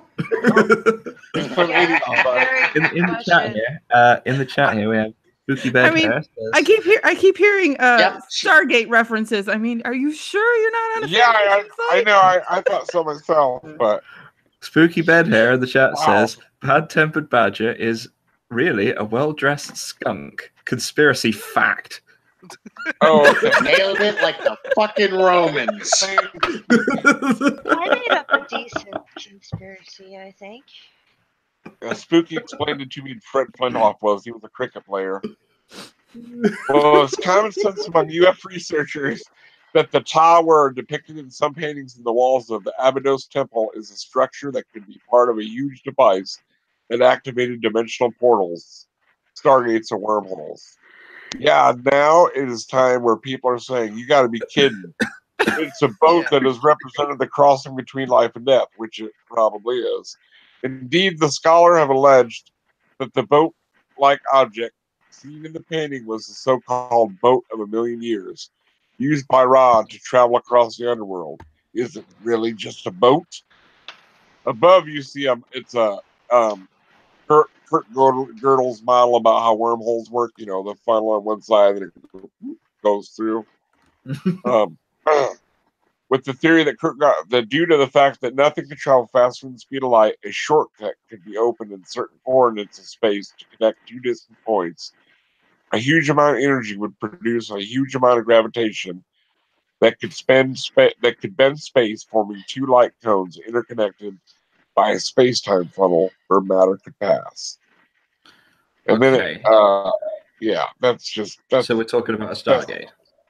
Yeah, pretty much. That's just that one blew my mind. The Large Hadron Collider is a fucking god caller, pretty much. Oh, the moon doesn't exist. This is a nice one. Wait, what? That's right. That's right. The moon artificial exist. The moon doesn't exist. Through the Stargate. Even though we can fucking see in the motherfucker in the sky, it doesn't exist. Oh, no wonder David Icke is the one that fucking came up with this theory. Of course, serial conspiracy theorist David Icke has a theory. There are also countless YouTubers keeping an eye out. Keeping an eye out. The motherfucking moon is there. You can keep an eye out all you want. You're going to see it once a month. It's going to get smaller, then it's going to get bigger. Then it's going to get smaller, then it's going to get bigger. It's called the phases of the moon, you dumb fox. Yeah, but you can still see the outline of the rest of it, though. Yeah, and I don't understand flat earthers. How do they explain away the fact? How do they explain the fact that we can see the moon in the daytime? If fucking It's if we can see it, if we can see it when the sun's up, that kind of fucks up their model that the moon's on the other side of the world while the sun's on the other. You know what I mean? You know how they say that. But that's the other moon. We have two of them now. We don't have none. We have two. We have one. Which how many do we fucking have? Jay-Z is a time traveling vampire. What the fuck? Wait, what's a time traveling vampire? Jay-Z. Okay. The rapper? Yes. Wow. Yeah, didn't you know he has a TARDIS? Yeah, yeah. I would love to have a TARDIS. Wouldn't that be awesome? Which one's Jay-Z? He's the one. The one married. What the fuck is he? Who's he married to? He was the guy on the jet ski, wasn't he? I don't know anything about him. That's a Trump supporter. And he gets no, you're thinking of Kanye. Oh, is that Kanye? Yeah, that's maybe. Kanye. I think you're right. I'm sorry. I can't spell words.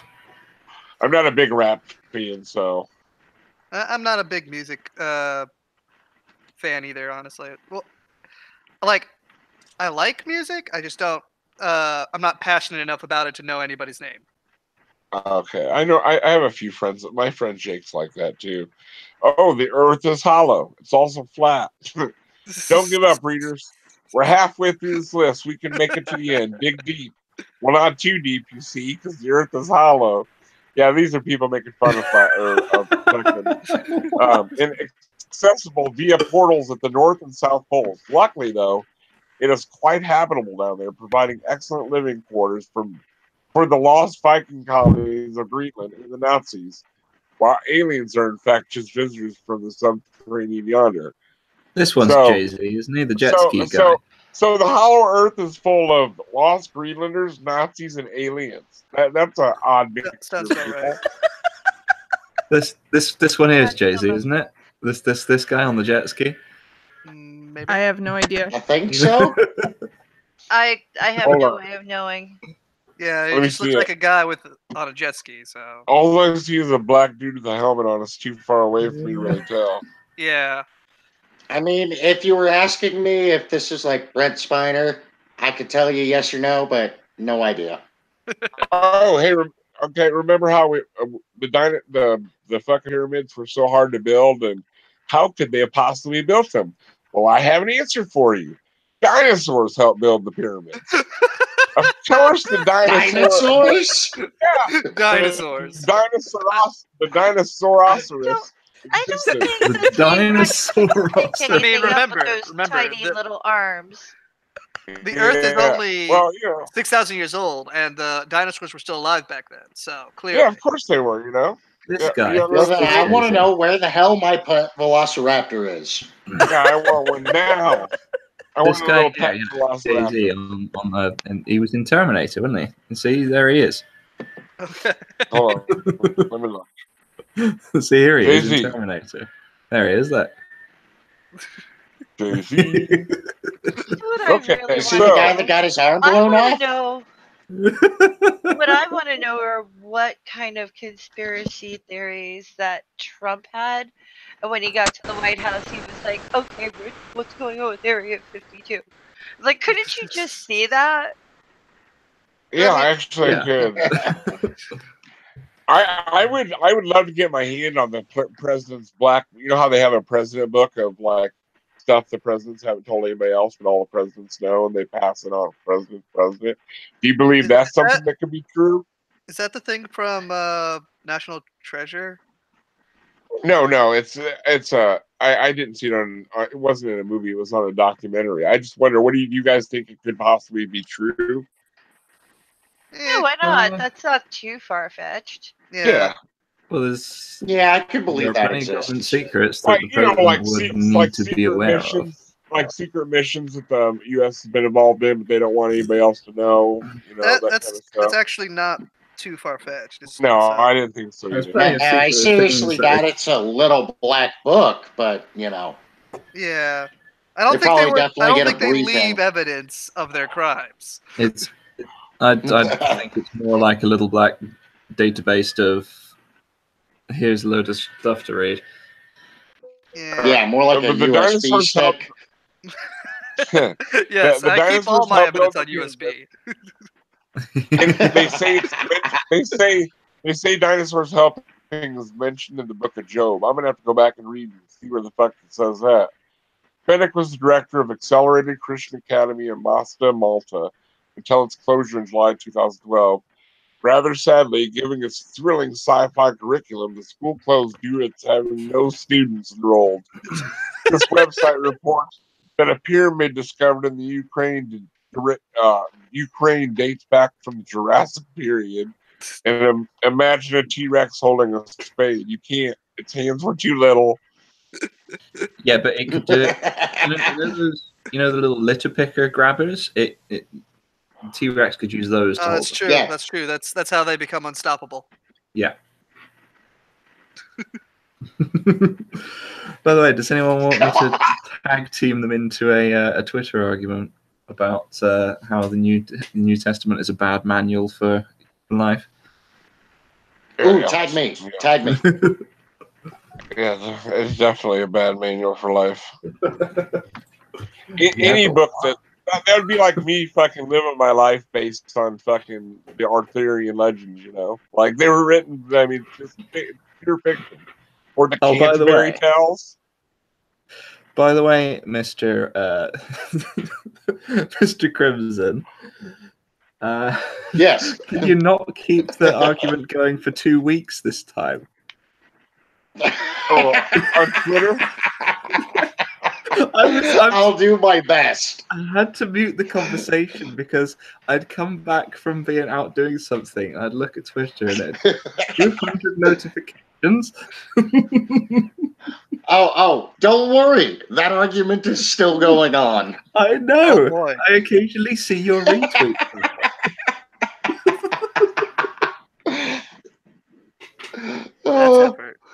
Oh, we have a someone in the chat told me to look up the Church of Gale. He says the conspiracy theories are hilarious. I'll check that out. Sure, why not? The Church of Gale, eh? New cock. I learned a little. Have you guys ever heard of the Black Hebrews or the Black Israelites? Only in passing from Emperor. Oh man, they are so fucking racist against white people, dude. They call us Edomites and say that we're like not totally human, like because we're too hairy and that they're the real humans. It's crazy, dude. I'm like, wow. I mean, there's a very easy way to just debunk them on that, and it's there's a black man and a white woman. Boom. There you go. There's a white woman and a black man. Boom. Okay. I guess we're all humans. Oh dear. Yeah, that's pretty much. If you can crossbreed, you're the same species. At least on this kind of thing. By that definition, yes, absolutely. Yeah, because if we weren't the same species, like say like horses and donkeys, yeah, they can fucking breed and have a mule, but the fucking their offspring's sterile. So yeah. I don't really consider that the same thing. They're not the same species. They're close enough, but they're not the same species. Well, any definition, unless you are incredibly vague, will have exceptions to it. Do you think that like a chimp and a bonobo could reproduce and fucking have sterile offspring? Probably not. It might. I mean, it might be possible for some species of monkey rape to mate with some other species of monkey rape and produce non-viable offspring, but I don't know. Yeah. Yeah, I was just curious. Now I'm just imagining a giant monkey like a liger. A liger. Yes. So is no ligers. They're real and they're awesome. Yeah, I know they're real. It's when like usually it's a male lion and a female tiger have a baby. Have you ever seen the Flintstones are being asked in the chat because you clearly can use dinosaurs in construction. Clearly. Oh. Yeah, but they only used the Brontosaurus. They did not use a T-Rex. Until you can viably utilize a T-Rex. Well, shit, the Flintstones are not a documentary. What? What? I've been lied to my entire life. Meet the Flintstones. I mean, we met the Flintstones. Come on. I mean, they're the modern Stone Age family. Documentary. But Barney Rubble was my hero. I did love Barney. Gail Schuler is a YouTuber, novelist, and screenwriter, and leader of the Church of Gail, an organization fighting against the Jesuit order to prevent them from achieving universal domination. Gail's men are compromised.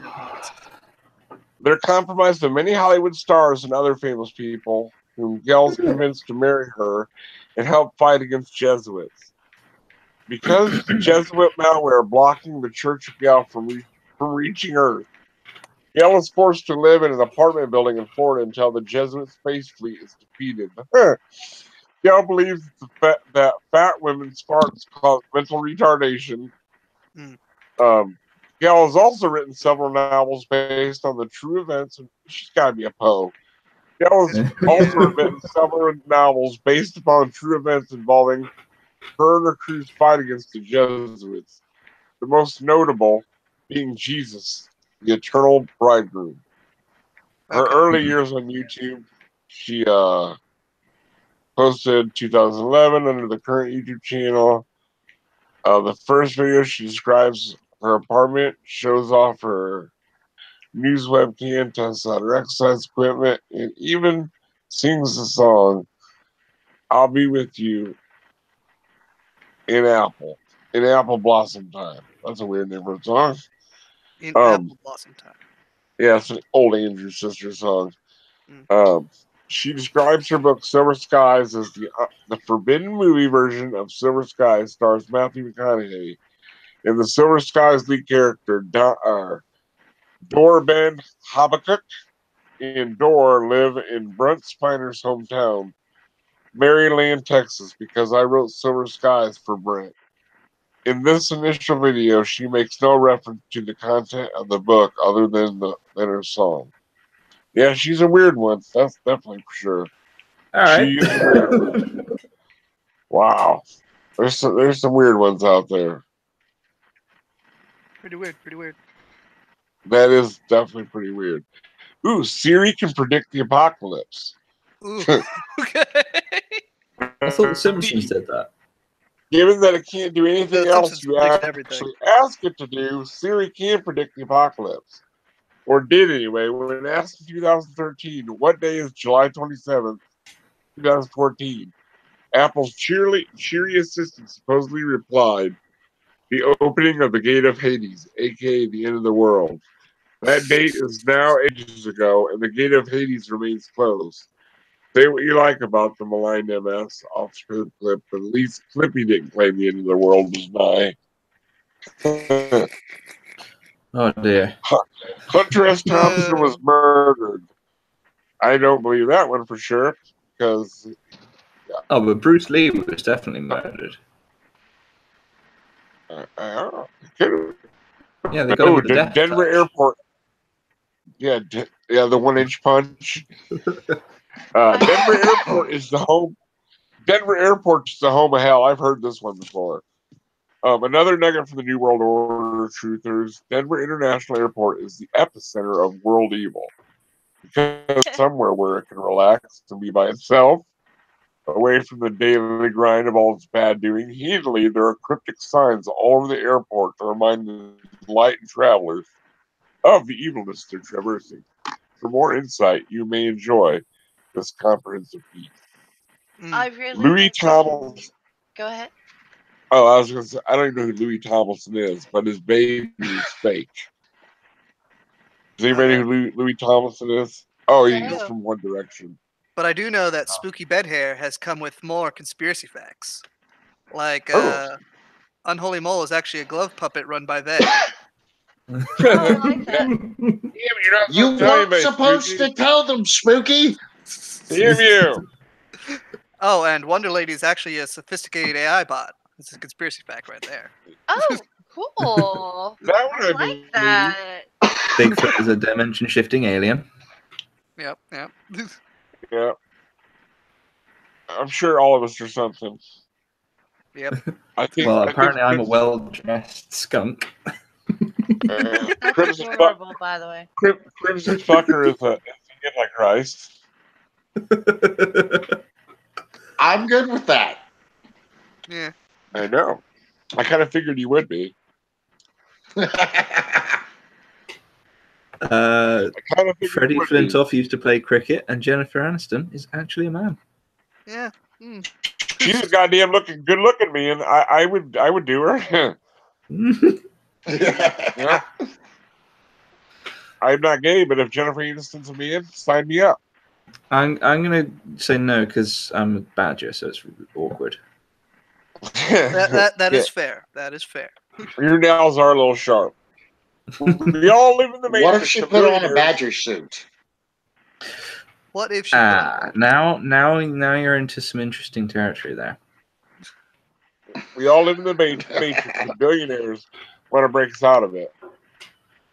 Why would they want to break us out? Why would the billionaires want to break us out of the Matrix?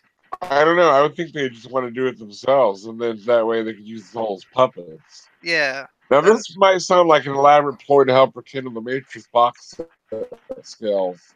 I'm sorry, but as far as we can tell, neither Warner Brothers nor Keanu Reeves is behind it. The New Yorker's Tad Friend claims that many people in the Silicon Valley are obsessed with the idea that we're all living in the Matrix, like simulation. Some are Keanu Reeves is immortal, though. That makes sense.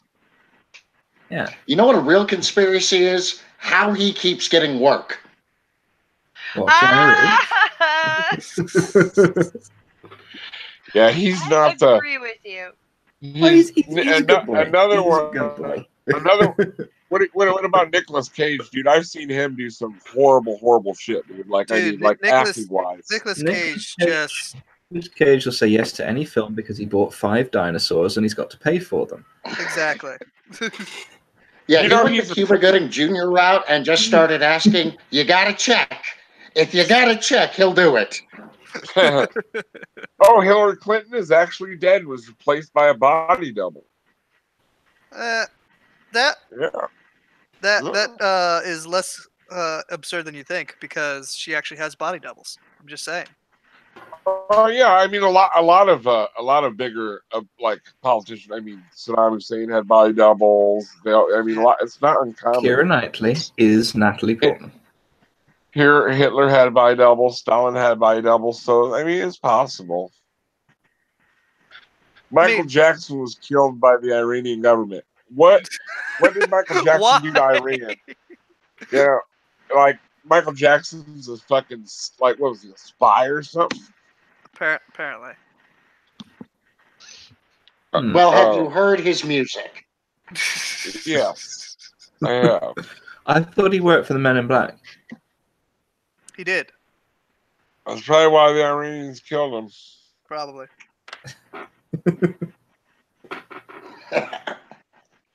And he's still alive. So the Iranians killed him, but someone else must have brought him back alive. I thought he was an alien.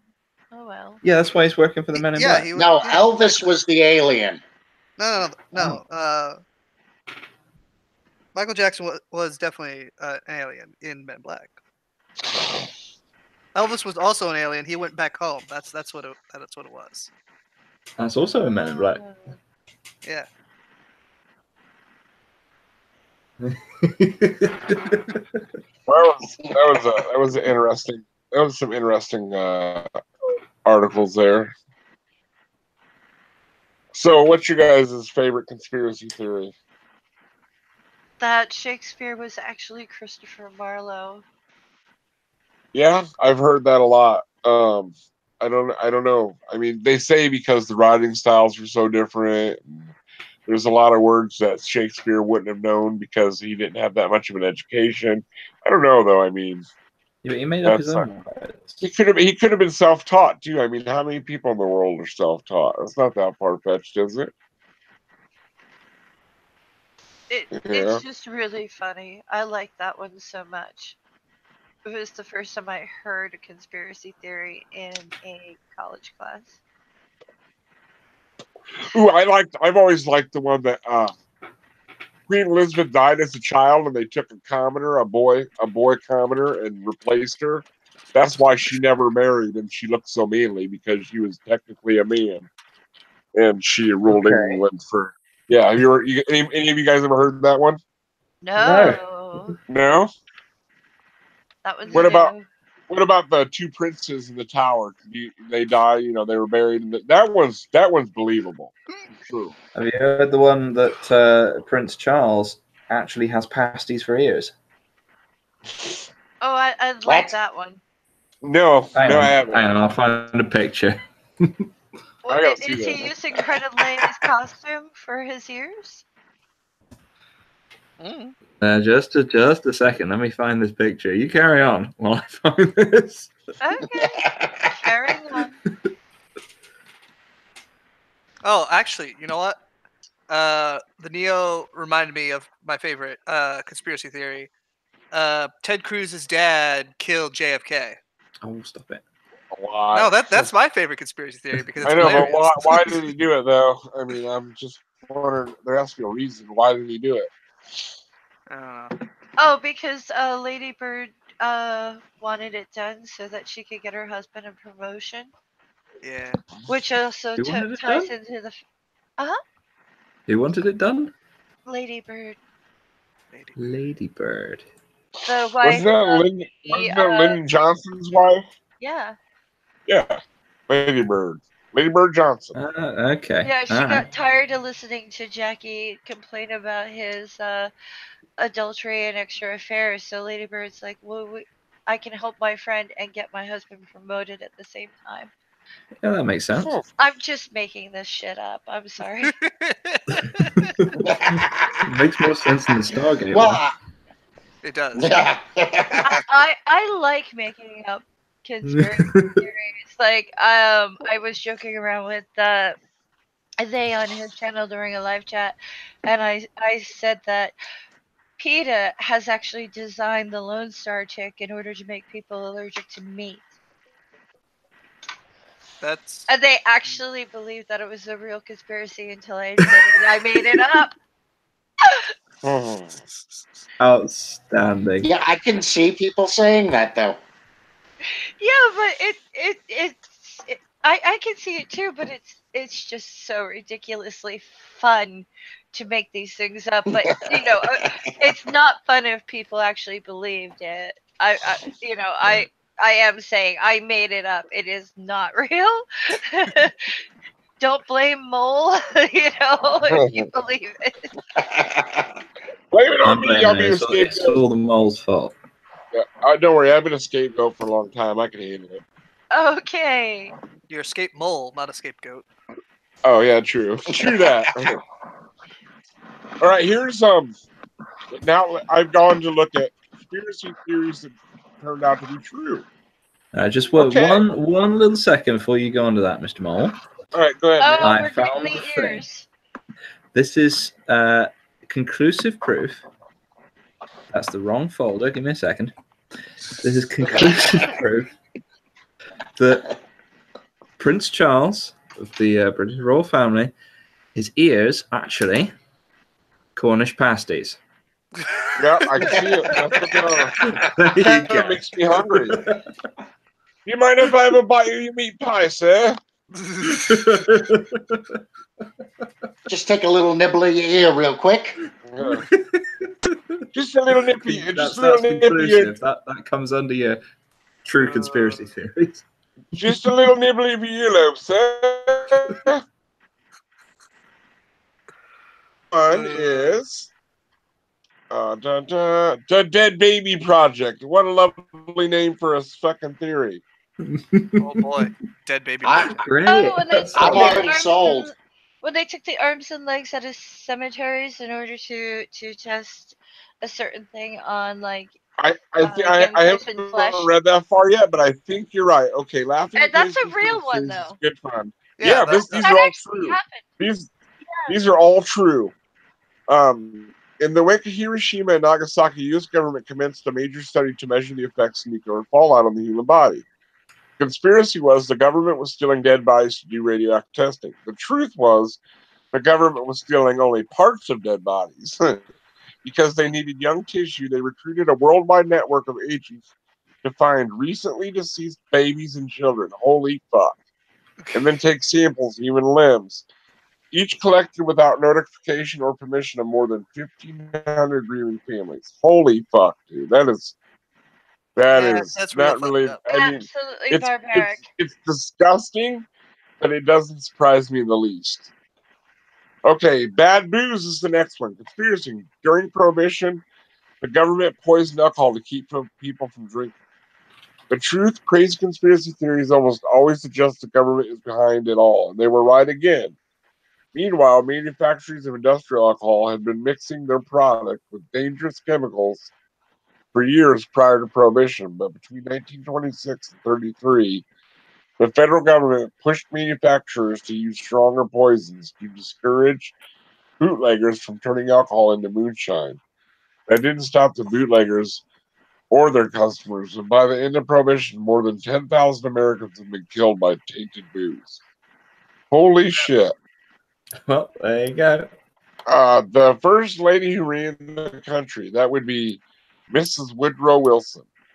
A stroke rendered Woodrow Wilson incapable of governing, and his wife surreptitiously stepped in. The truth, Wilson did suffer a debilitating stroke toward the end of his presidency, but the government felt it was the country's best interest to keep things quiet. The public didn't learn about the stroke for months, during which time his wife Edith was making most executive decisions, despite Mrs. Wilson's claiming that she acted only as steward. Historians who have analyzed the Wilson term claim or confirm that for well over a year, Mrs. Wilson was effectively president. Government mind control. Ooh. Conspiracy. The CIA was testing LSD and other hallucinogenic drugs on Americans in a top secret experiment on behavior modification. The truth was MK Ultra. And it was real. The CIA on tears. The novelist Ken Kesey was one notable subject, but the program had soon began dosing people without their knowledge. MK Ultra left many victims permanently mentally disabled.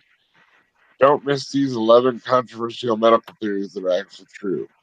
Whoops. The Dalai Lama's impressive salary. I didn't know the Dalai Lama made any money.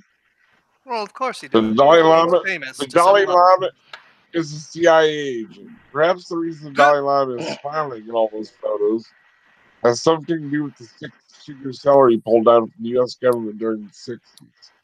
According to distant intelligence documents, he earned $180,000 in connection with of the Tibetan resistance to the tune of $1.7 million per year. The idea was to disrupt and hamper China's infrastructure. Wow. John Lennon was under government surveillance. I knew that one already. You guys have heard about that, haven't you? Sorry, I missed it. What? That John Lennon. What did it say again? John Lennon was a robot. No, he was under government. He was under government surveillance. Mole, she was making a joke because you roboted out. Oh, I'm sorry. Nobody gets my jokes normally. Thank you. Okay, the government is spying on you. Duh. Yeah, that's the whole Patriot Act. Yeah. The government is using vast resources to track citizens. Government agencies sent 49,868 requests for user data to Facebook and 27,850 to Google and 9,076 to Apple, according to Electric Frontier Foundation, a major nonprofit organization that defends civil liberties in the digital world and advises the public on matters of internet privacy. Be aware, these companies won't even warn you about data requests from the government. Yeah, that one was not surprising. Tobacco knew that cigarettes killed. Well, of course they did. Wait, what was that one? Big tobacco companies know that cigarettes cause cancer. No, yeah, that. For decades, tobacco companies buried evidence that smoking is deadly. The truth, at the beginning of the 1950s, research was showing off an indisputable statistical link between smoking and lung cancer. But it wasn't until the late 1990s that Philip Morris, the nation's largest cigarette maker at the time, even admitted that smoking could be cancerous.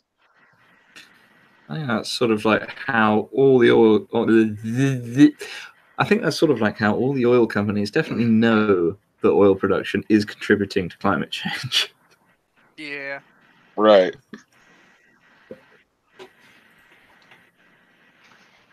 They have a vested interest, so of course. Yeah, of course they do. They get fucking tax money from all that shit, don't they?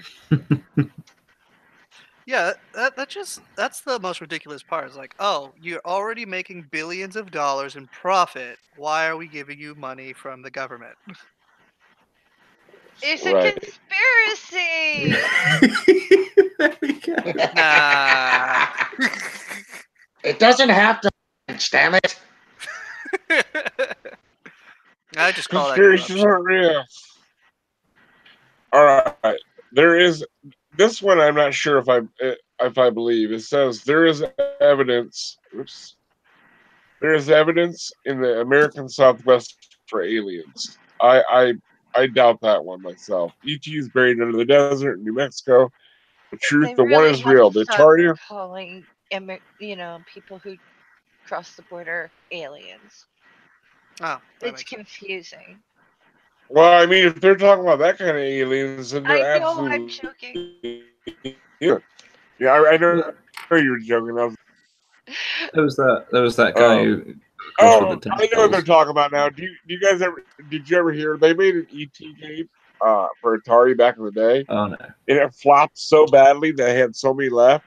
They took all the unburied cartridge or all the unused cartridges and fucking took them out in the desert and buried them. So yeah, technically there is an alien buried out in the desert. There's probably a few of them illegal ones. Canada tried to develop. Now, Canada tried to develop gaydar. the Canadian that it developed a gaydar machine. It really happened in the 1960s. The government hired a university professor to develop a technology in federal employees. He came up with a machine that measured pupil dilation in response to same-sex imagery. That's kind of fucked up. The Canadian government used it to exclude or fire more than 400 men. Holy shit. Hang on. So if I look at a picture of a penis and I'm like, I like this, then I can't work for the US government. This was Canada. Oh, this is Canada? Hang on. So if I look at a picture of a penis... That makes it worse. I like this. I can't work for the Canadian government. Yeah. I mean, I just don't understand what bearing that has on their job. Like, what guy was like, we need to find out what fucking fags are here because we gotta get rid of these boys. You know? Yeah. Like, I wonder if it was. You can't trust the queerosexual. The queerosexual. Yeah. Jesus. I mean, I'm happy that the world has became more accepting in ways. It's become even a bigger madhouse than it was. Yeah. You know what I mean? Mm-hmm. The Illuminati and the U.S. government. Okay, maybe the Illuminati is real. A secret society that rules the world. The Illuminati and the U.S. National Security, the NSA are in cahoots. That doesn't sound too fucking hard to believe, really. So We're here to government tell you. agencies work together? Yeah, okay. Yeah, that's not surprising. We're here to tell you that the link does in fact exist. Of course, that link is actually a hyperlink, i.e. an electronic link between two internet sites. If you type Illumina Tinamuli into a web browser, you will land on an NSA website. Click this link if you dare. No, I don't think I will. Okay, so literally. I want to click the link. Okay. Then go to I'll give you the link, and you can go to it. Hell, with some of the stuff I've downloaded from Library of Congress for my research, I'm already on a watch list. Let's do it. Well, I'm sure we all have FBI files, to be honest. I'm involved I don't think they would find me worth anything. I'm involved in a lot of role play games. Me and friends have got all kinds of searches for stuff like how to make bombs or how to escape from prison. And if you have a criminal record, if you have a criminal record, I love murder mysteries. I've looked up all different kinds of ways to kill people. Yeah, but you write, don't you? I do. I write a lot, but you know, if you were going by Google searches alone, you would think that I was planning on taking out half the planet. Oh, okay. Yeah, with the amount of like, ooh, what happens when you do X, Y, and Z? It's like, how hard is this to survive? Exactly. What happens if stabbed in face? Oh. What percentage of gunshot wounds to the head, self-inflicted, does the person actually linger for a week? How survive gunshot wound to face? Yeah, that does happen. Those do happen. Maybe I want to write about one for a story, or maybe I want to make sure that someone doesn't survive. What are the lingering effects of heavy metal poisoning? I know one of them. Cyanide take to affect the human body. Oh, that's great. Well, yeah, I love that one. I know. I just realized that, Crimson. I was sorry. I'm a big leg. It's a true crime thing that inspires it too, because it's like, oh, so what if my character? Oh, I have to look this up.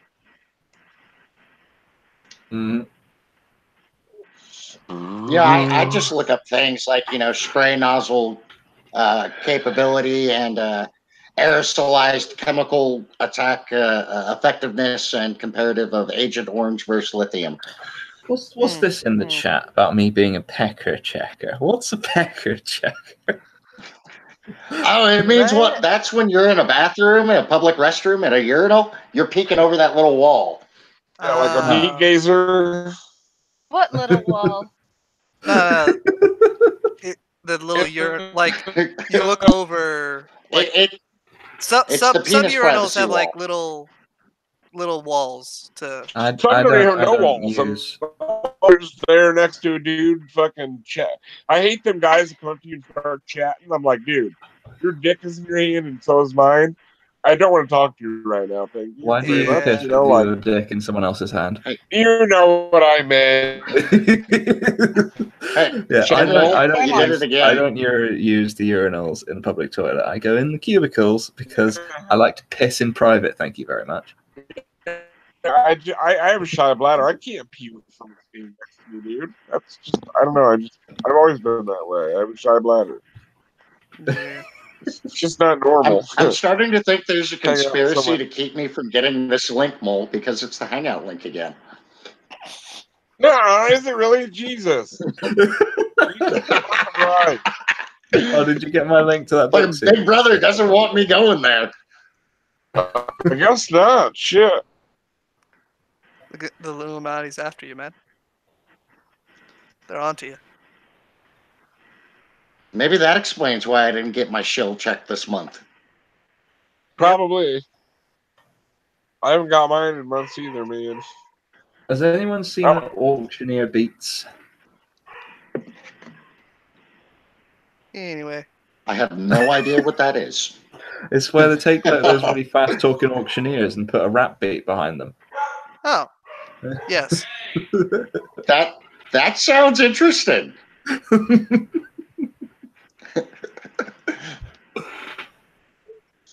It's all right. I mean, hey, I go watch those auto tunes, so this ought to be great. Yeah. All right. I am. My stomach is making the rumblies that only hands can satisfy. So. Oh no! Llamas with hats. Llamas with hats. Make a meat dragon. I think I have to go. Do you have an orphan stomper? I do have an orphan stopper. What's that? What? All right. What are you talking about? I got the right one finally, Crimson. There you go, bud. I got the right Llamas one. with hats, Wonder Lady. On YouTube, Llamas with hats. Yes. So I will definitely go there. Meat. It went Meat dragon made out of orphan meat. After a while. All right, chat. Anybody have any good conspiracies we can talk about? Or if anybody wants to join, let me know. We can find some other conspiracies to chat about.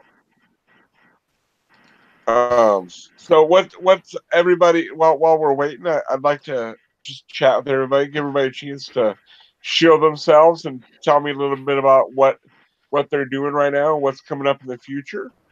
Faye, your videos have been wonderful lately. Your growth has been wonderful. Your interviews are fucking excellent. Thank you. No, and I don't know if you see my last interview, but I did take to heart what you said about doing research and coming up with more, different questions. Your videos are really good. Oh, thank you, because I did take your advice to heart. No, I mean, if you guys ever want advice on how to truly interview someone and do a good job at it, or you're having trouble writing a script, Faye is the person to ask. She is an excellent writer. Excellent writer. Thank you. You're welcome, dear. So, if any of you guys want to give yourself a quick shill and we'll figure out something to chat about, go ahead and give yourselves a shill. Whoever wants to go first, or I'll put my snout in if you like. Hello, everybody. Let's go from left to right, Badger, since you're on the left here. So go ahead. I consider myself closer to the middle, actually. Oh, well, on my screen you're to the left. I mean that your avatar's on the left. I know what you mean. Yes. Hello there. I'm Bad Tempered Badger. I am a badger who's sometimes a little bad-tempered. I like to talk about things on the internet, and I sometimes argue with people. I tend to talk about the atheism and the skepticism, and occasionally a little about politics, and occasionally a little about completely unrelated nerd things. Hooray for nerdy stuff. For example, I have an entire video planned about how I'm declaring all the Star Wars sequels non-canon. Do it. I agree. Are you a Trekkie by any chance? I like a bit of Trek.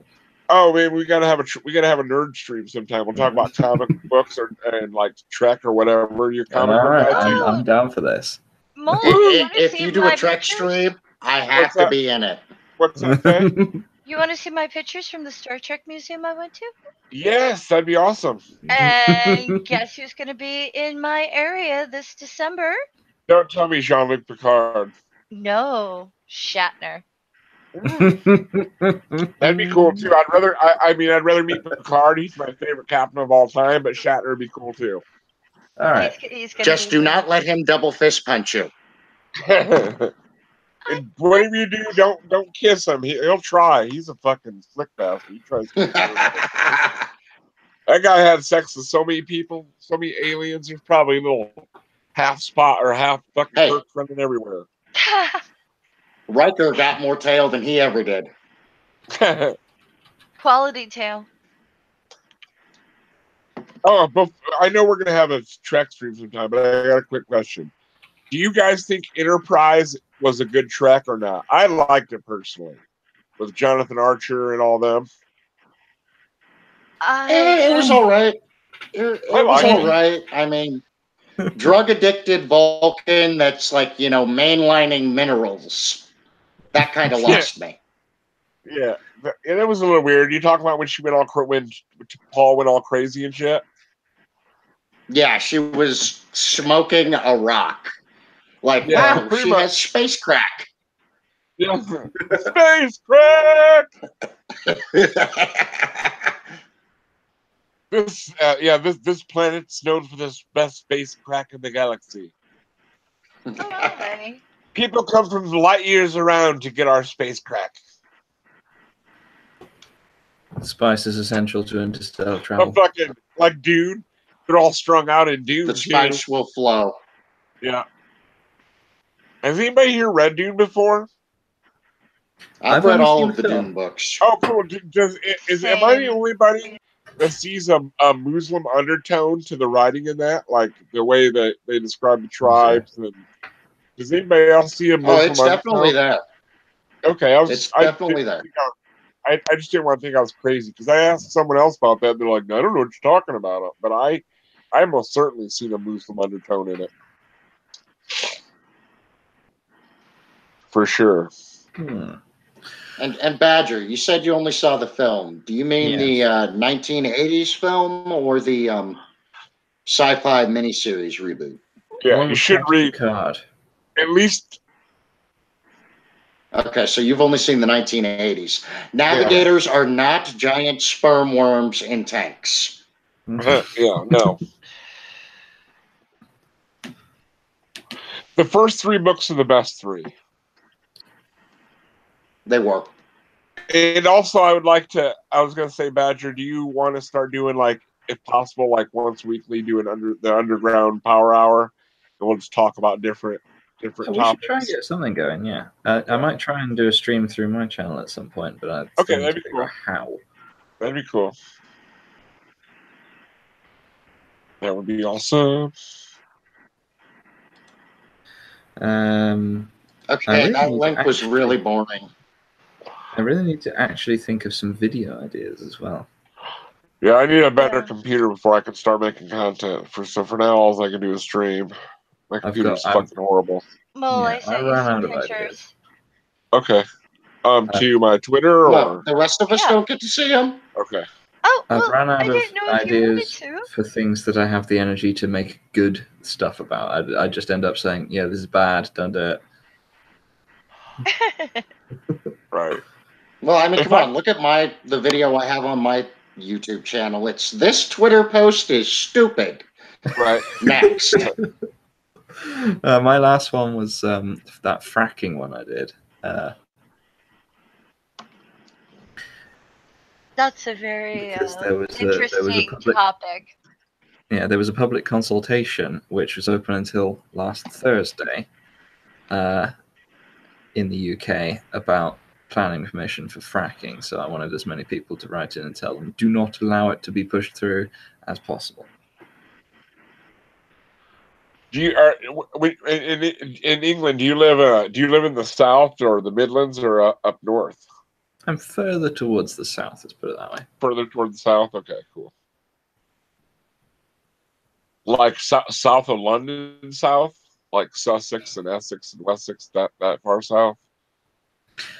Further south. We'll put it that way. Oh wow, you're way down there. You're way down there. I don't want to give too much information. No, I just the general area is all I was. Yeah, so you live pretty far south. I get you. Mm-hmm. I got you, brother.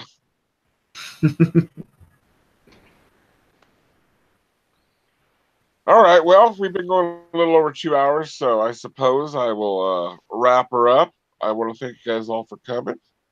Yeah, thank you very much for having me. Thank everybody for coming to watch. If anyone wants to work with me on some of my stuff, anytime. I am looking for like more interviews and Hey, if you need an asshole. Yeah. I always need an asshole. Thank you. If you need a well-dressed skunk, a badger. a dapper badger. Oh, I like that. A dapper badger. I'm sorry for interrupting. Yeah, I'd be happy to too if you anytime. I'd love to drop in some point and have a chat. Yeah. Ah, awesome. Thank you. So, does anybody want to? If you want to show your channels real quick or your Twitter, go right ahead. We'll wrap her up. Badger, you want to go first? He's got a channel. Well, I kind of did mine. So everyone else go. Crimson Fucker, you want to go, sucker? I'll put the link in the chat. Follow me on Twitter at the Crimson Fucker. Yeah, I have one video on my YouTube channel as of yet, and I have 3 more in the planning. I completely destroyed one trying to audio edit, so 11-minute video of a cat meowing. But he does stream all the time, and we're gonna start doing more streams on his channel. Get him some content, hopefully. Interesting. My channel, I ask a lot of questions. I have the occasional interview, and I will put on a kind of like a old time radio skit. I did one with Flat Out Day and Mrs. Snarky, and I'm very happy with that. It was it tried to go with his theme, Flat Out's theme, and we kidnapped him. So I do enjoy that. I did another one with Godless Iowan and Mrs. Snarky, where we did a hyperbolic feminist stream where we were the bad guys picking on Iowan. Nacho seemed to like that a lot. He was in the audience. I like any video. I like any video where someone's picking on Iowan. Yeah, it was actually great fun, and he's such a good sport. But I like doing the skits. I don't do many of them, but I think they're the funnest. And I'm gonna be doing pre-recorded content soon, as soon as I figure out how to get it from my computer onto YouTube. I'm not techie. I have issues with tech. But you are a Trekkie. I am a Trekkie, and I'm also a Star Wars fan. I just love my sci-fi. If you wanted to talk about the whole Star Wars debacle, then that could be a topic. I'd love that, because I am a huge fan, and my ex was a big collector. Ooh. So I had to play a lot of Star Wars themed Trivia Pursuit games. I've got particularly back into the books of canon culture recently. What? I've got particularly back into the Mandalorian culture recently. Ooh, that'll be fun. But yeah, that's all I have to say about my stuff. I'm trying to improve, and I'm working on it. I'm also writing 4 children's books, and ooh, I'm halfway through my latest murder mystery. So, yay! Outstanding. I occasionally write short stories, but I don't think I could have the concentration to write a book. It's actually easy if you're long-winded. I tend to be very terse. I'm very good at taking something that can be said in a lot of words and saying it in very few words. Oh. Yeah, I have an issue with getting sarcastic when I'm writing. So I'll call someone the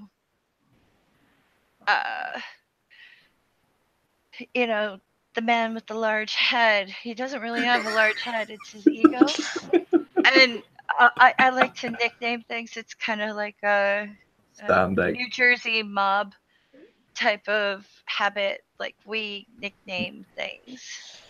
I'm not a mobster, by the way. It's just sort of like calling your sister Snakeface, for instance. Right. I know what you mean there. I got a picture with a fedora and a Tommy gun. Yeah, she. Nice. Yeah. Oh, I love reading about Valentine's Day and Al Capone. Apparently, people have difficulty understanding when the British are insulting someone. really? Yeah. I was talking about someone a while ago and say, well, what do you think of this guy? I said, he's definitely a character. Oh. I watch a lot of British panel shows, so I think I get it a little. That's not a good thing. That's what you say when someone is weird in a detrimental way. Yes. But I do prefer that because it's I either go completely hyperbolic or I will, you know, British humor is quite understated, and we use the same phrases as compliments that we use as insults. Mm-hmm. It's just like you can say that someone's a character in a positive way. You say, "Oh, he's a real character." You know, I think you'll get on with him quite well. He's quite interesting. Or you could say, "It's all in the delivery." Well, yes. He's a character.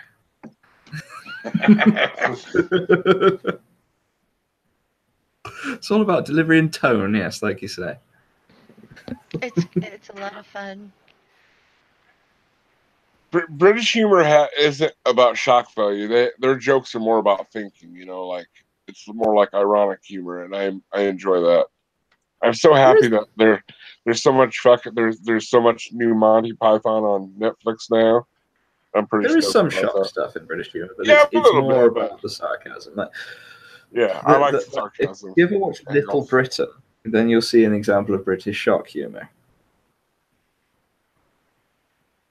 But there's the more subtle sarcasm humor in that as well. For example, there's just one bit in that where, are you going to pay for this? Yes. Let me give you my phone number. It's 12 345 6789. I love that. I like remember the Monty Python bit where they're like, how not to be seen. They're like, Mr. Jones is hiding out there somewhere. Mr. Jones, could you please stand up? He stands up and they shoot him, and they're like, that is not how you stay hidden. Mr. Jones was they're like, when they tell another person they stand up and they shoot him, then the third person's like, fuck that, I ain't standing up, and they blow up it's just funny. I love that fucking. Hey guys, where do I put the links to your channels in my so people can find them? I put mine in the chat. No, I know, but I want to put them on my in the. I'll DM. More. I'll DM mine to you. I know, but where do I put them at in the? In the description. You either put them in your description or just make a comment and pin it. Oh, I think once it's all saved, you can edit the description. Right. Like wait until the very put us at the end of it, so that way you have like the beginning matches your title, and then you can say whatever, and then you should have your Patreon or PayPal link and whatever credit you want to give, like I don't know, and then us. Yeah, that works. Wow, wonder but they should pay me. Oh, I do mind sloppy sometimes, but I finally wrote up a template for it, so I'll be able to actually fix most of my descriptions, because a lot of the times I'm either running out the door afterward or someone's joined the stream that I didn't plan on. I've been asked by the Neo-Normie Prophet to explain what bollocks means, but I'd like to ask you first, what's your understanding of the word bollocks? It's bad. Do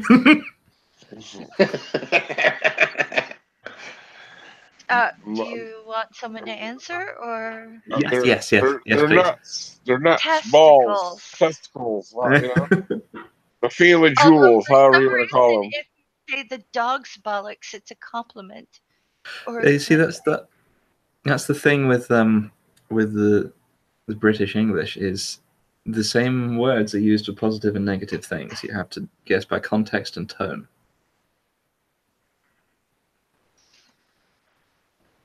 Which I think it's very funny if dogs' bollocks are a good thing. Why are dog balls? I'm not sure why that is. Is it because they castrate their dogs and then eat them? Because like there is like a I thought I was fucked up. There is a castrating event at like some of the festivals near my sister where they castrate bulls and sheep and then they cook them and eat them. All right. So maybe it's a tasty That's not a dog though. As a badger, I can tell you that the dog's bollocks are the first thing I go for when there is a dog trying to sneak into my badger set. Ah.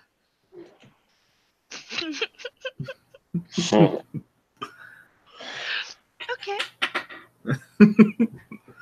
Because as I'm sure you're aware, we badgers, that's something that I agree with my African cousins, the honey badger on. Go for the nuts.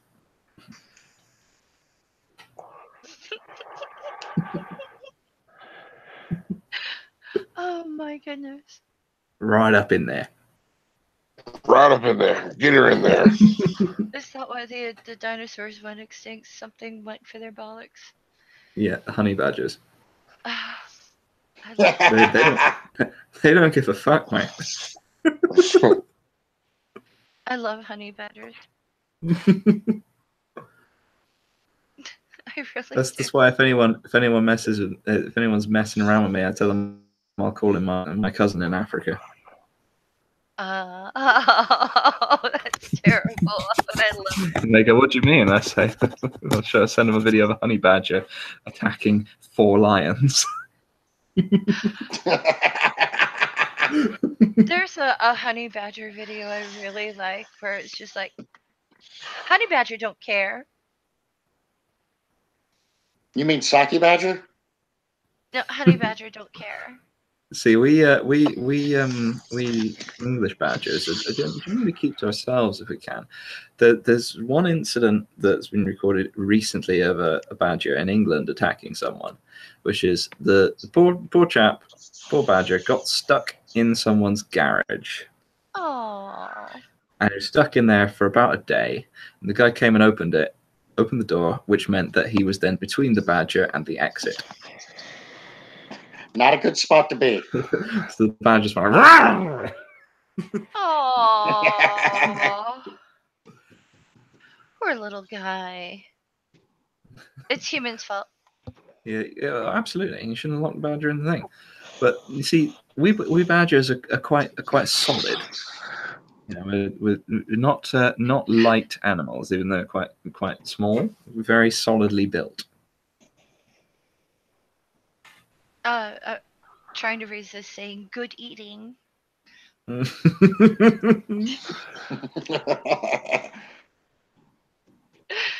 terrible. I'm so sorry. I've got to make my escape as well because I am in desperate need of a cup of tea. Oh, okay. You enjoy your dirty sock water. I'll have you know, I only have the finest of PG tips. Oh, cute. Earl Grey black, hot. Well, have a lion bar for me, will you? I used to sell those. They're delicious. Delicious. Can't get them here.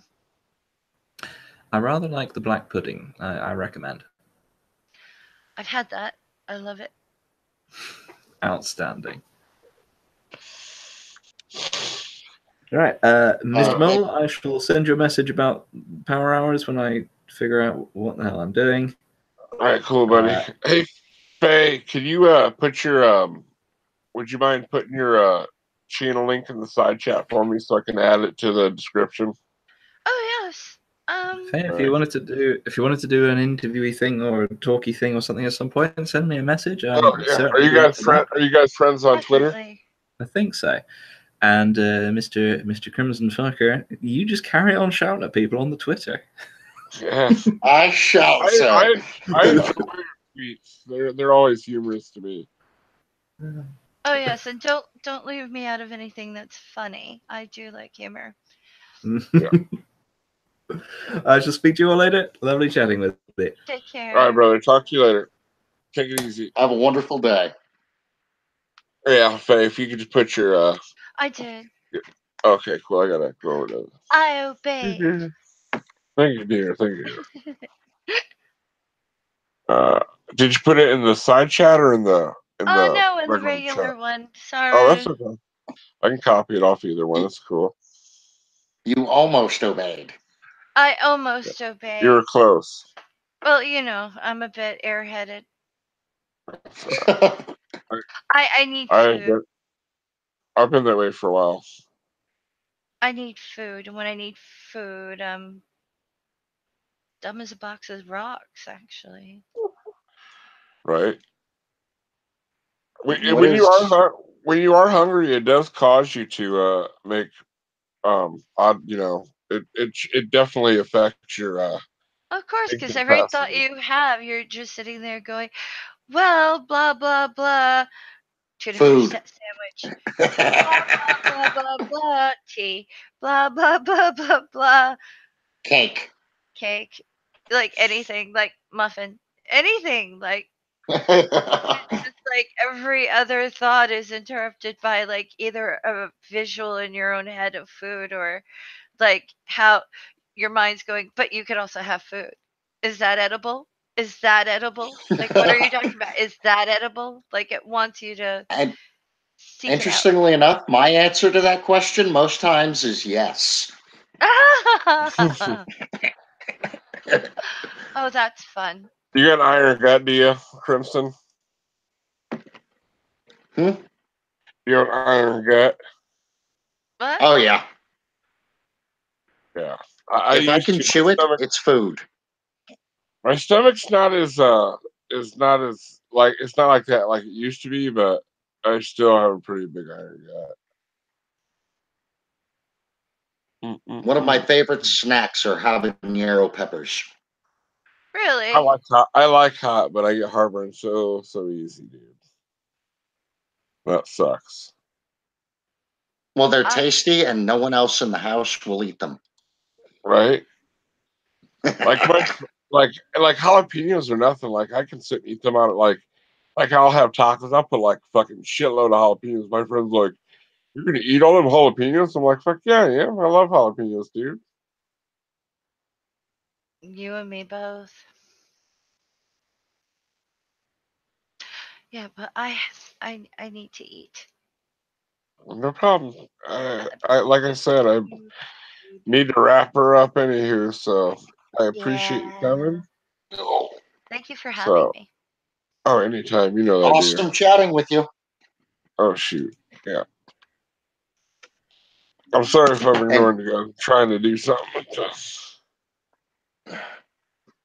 And speaking of going, it is well past my bedtime. Yeah, you gotta work tonight? Yep. The third shift's a bitch. Oh yeah, you gotta love it.